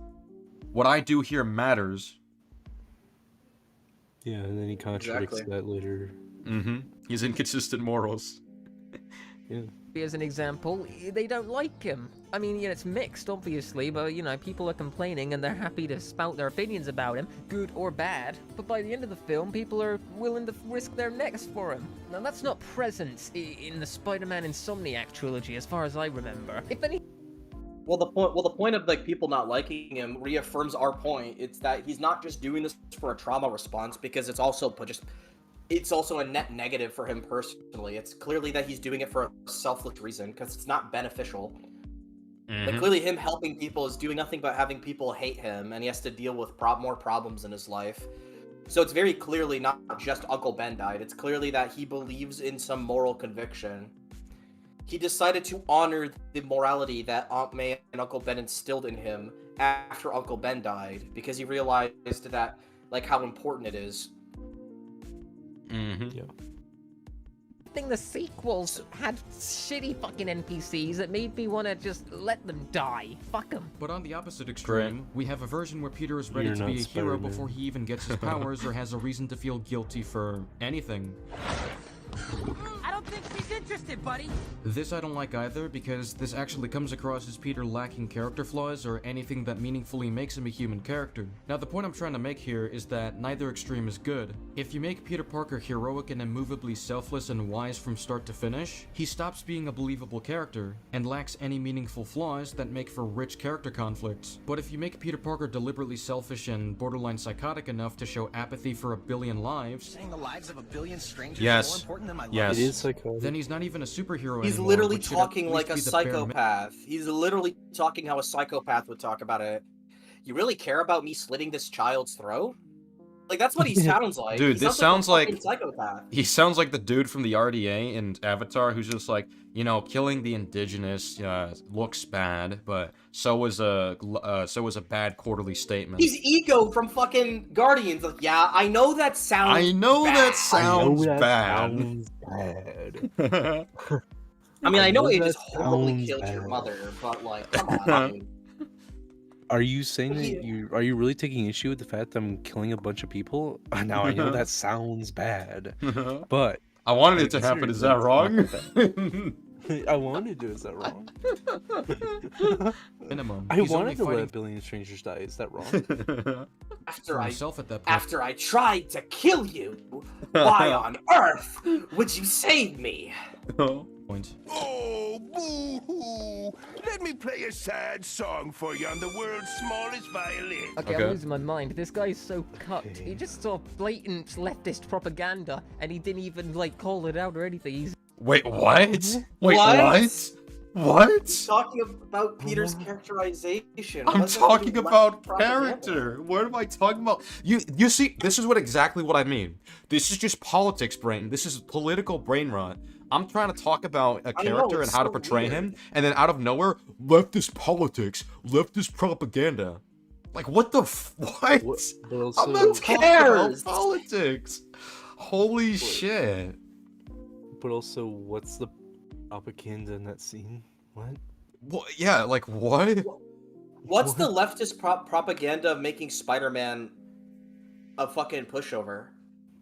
Yeah, I'm making a simple point. Neither extreme is good. You can't make him a psycho, but you can't make him just goody two-shoes as well. You need some balance of good and bad character qualities. And he's just like, that's leftist propaganda. Like, what the fuck? This is insane. It's a fucking Hitler. It's a Hitler Freudian slip right there. Like, what the fuck was that? What the fuck is this? using it as a clip of like, look, this is bad, because Peter, like, you know, he why would he do this in the moment? And, you know, it doesn't really make sense for his character. No, dude, you're a chud, okay? This is modern. What? Okay, What? Cuck. The only cuck here is you, dude. Spider-Man. He likes to protect women and hates drugs. Loves immigration, of course, as well. He loves that. What the fuck? Spider-Man ever liked drugs? When has Spider-Man ever been pro-drugs? Well, show me proof of that right now. Show me that right now. Show me that right now. Why would Spider-Man not want to save women? He saves everyone. This is Everyone insane. includes women. Yeah.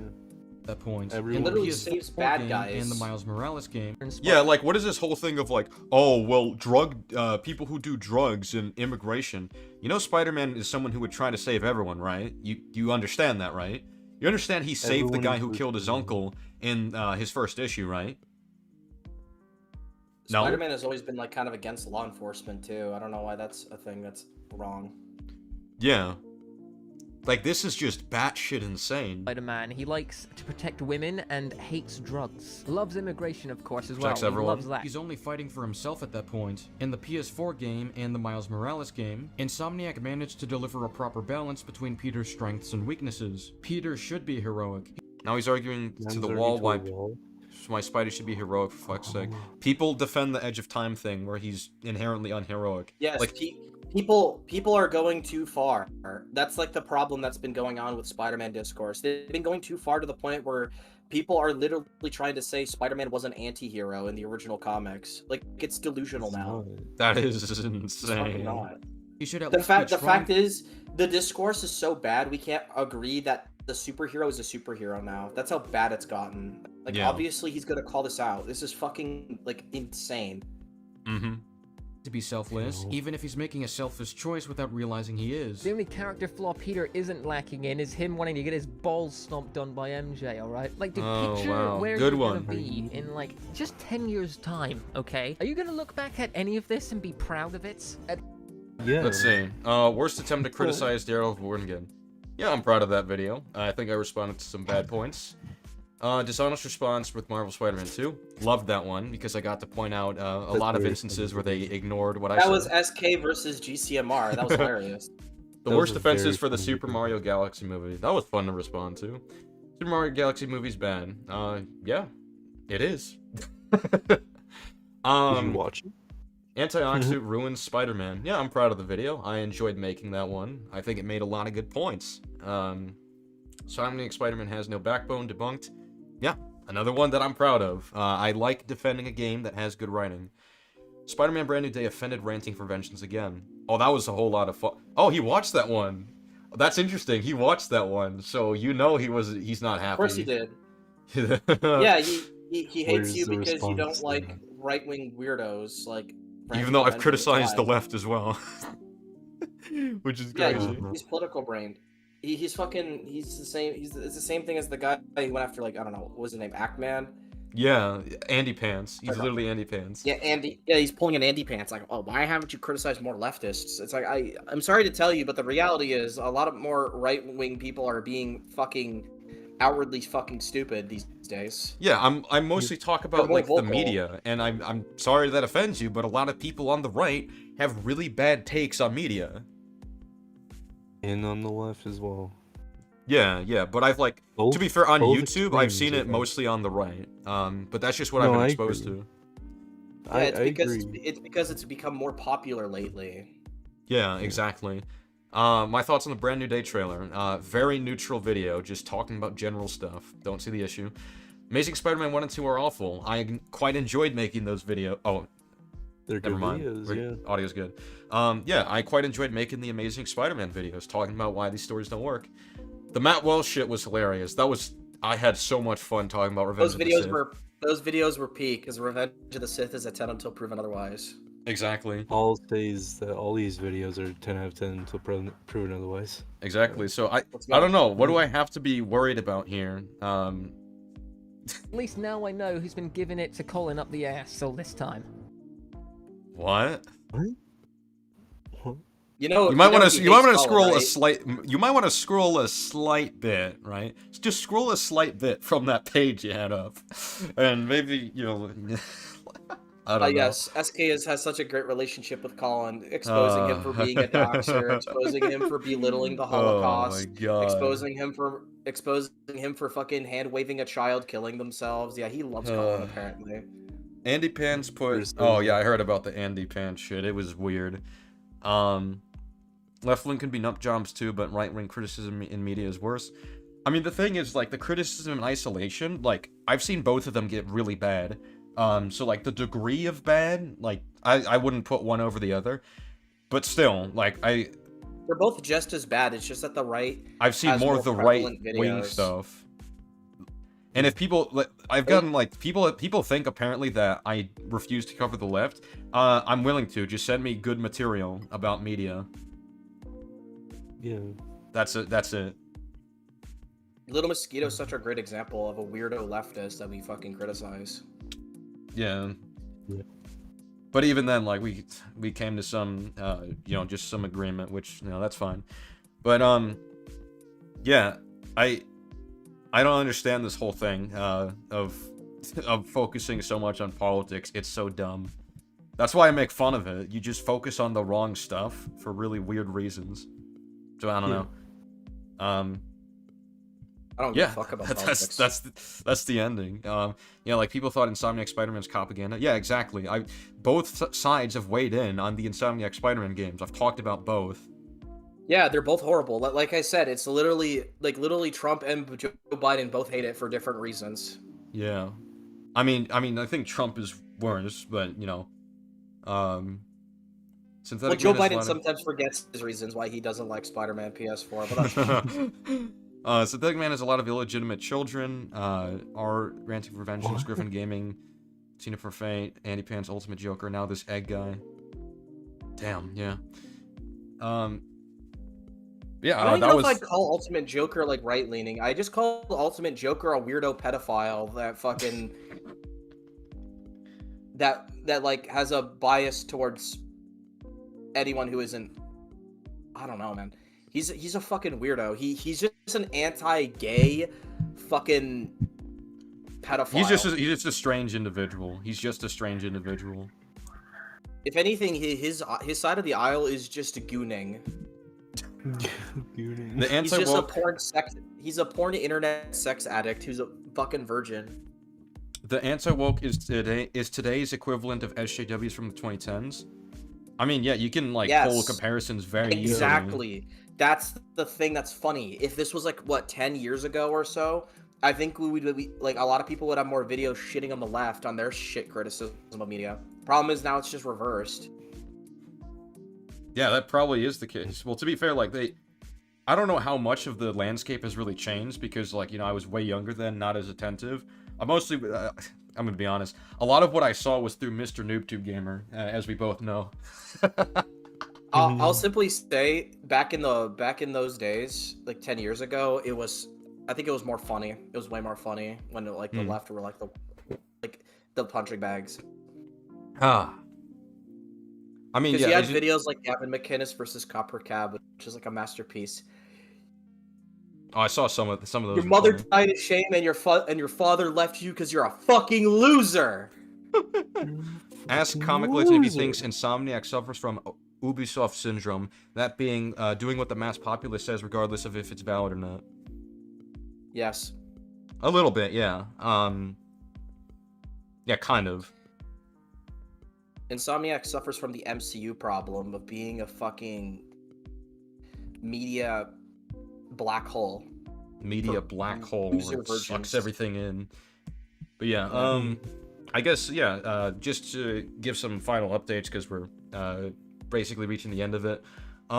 As for content plans, just in a general sense, I don't know which order I'll do all this in. Sonic Forces video, that's coming, because that story is even worse than 06. One of us. There's gonna be the Born Again Season 2 video. Media Detective has been helping with that quite a bit. Yep. And wait, Born Again Season 2 is bad? Yeah. Oh, what a shock! What a shock! The boys. I think I'll do this one like next. In fact, this will probably be the next one directly that I'll work on. The Boys Season 1, Episode 1. Is a masterpiece. Or Season 5, Episode 1, excuse me. The Boys Season 5 is pretty bad so far, but it's funny bad. It's a masterpiece. It's a comedic masterpiece, yeah, that's what I mean. Have you seen the memes? Have you seen the memes about me? So yeah, Episode 1 I'm gonna talk about. I'm not gonna talk about the other episodes unless, like, there's demand for it. Like, if people say, I enjoyed this one, I want more, then I'll do it. But if all of them. Yeah, exactly. Is there anything else that I can remember off the top of my head? I guess I'll cover the Punisher thing after Born Again, because they might try to elaborate somehow. I don't know. I'm sure they're gonna do a great job of that. But yeah, that's all for now. Anybody else got updates they want to share, or? No. I'm working on a video exposing the worst Revenge of the Sith review made by the internet. Yes, it's going to be a great one. I might be working on a video with just a guy and Canon on Born Again. Awesome. Yeah, all right. Everyone should watch Mulan. It's a great movie. Alrighty then. Yeah. Oh yeah, DCEU. Didn't forget that. Justice League is also going to be worked on. Same with Dark Knight Rises. I almost forgot about that as well. But yeah, that's all for now. Hope everybody has a good night. And yeah, heading off.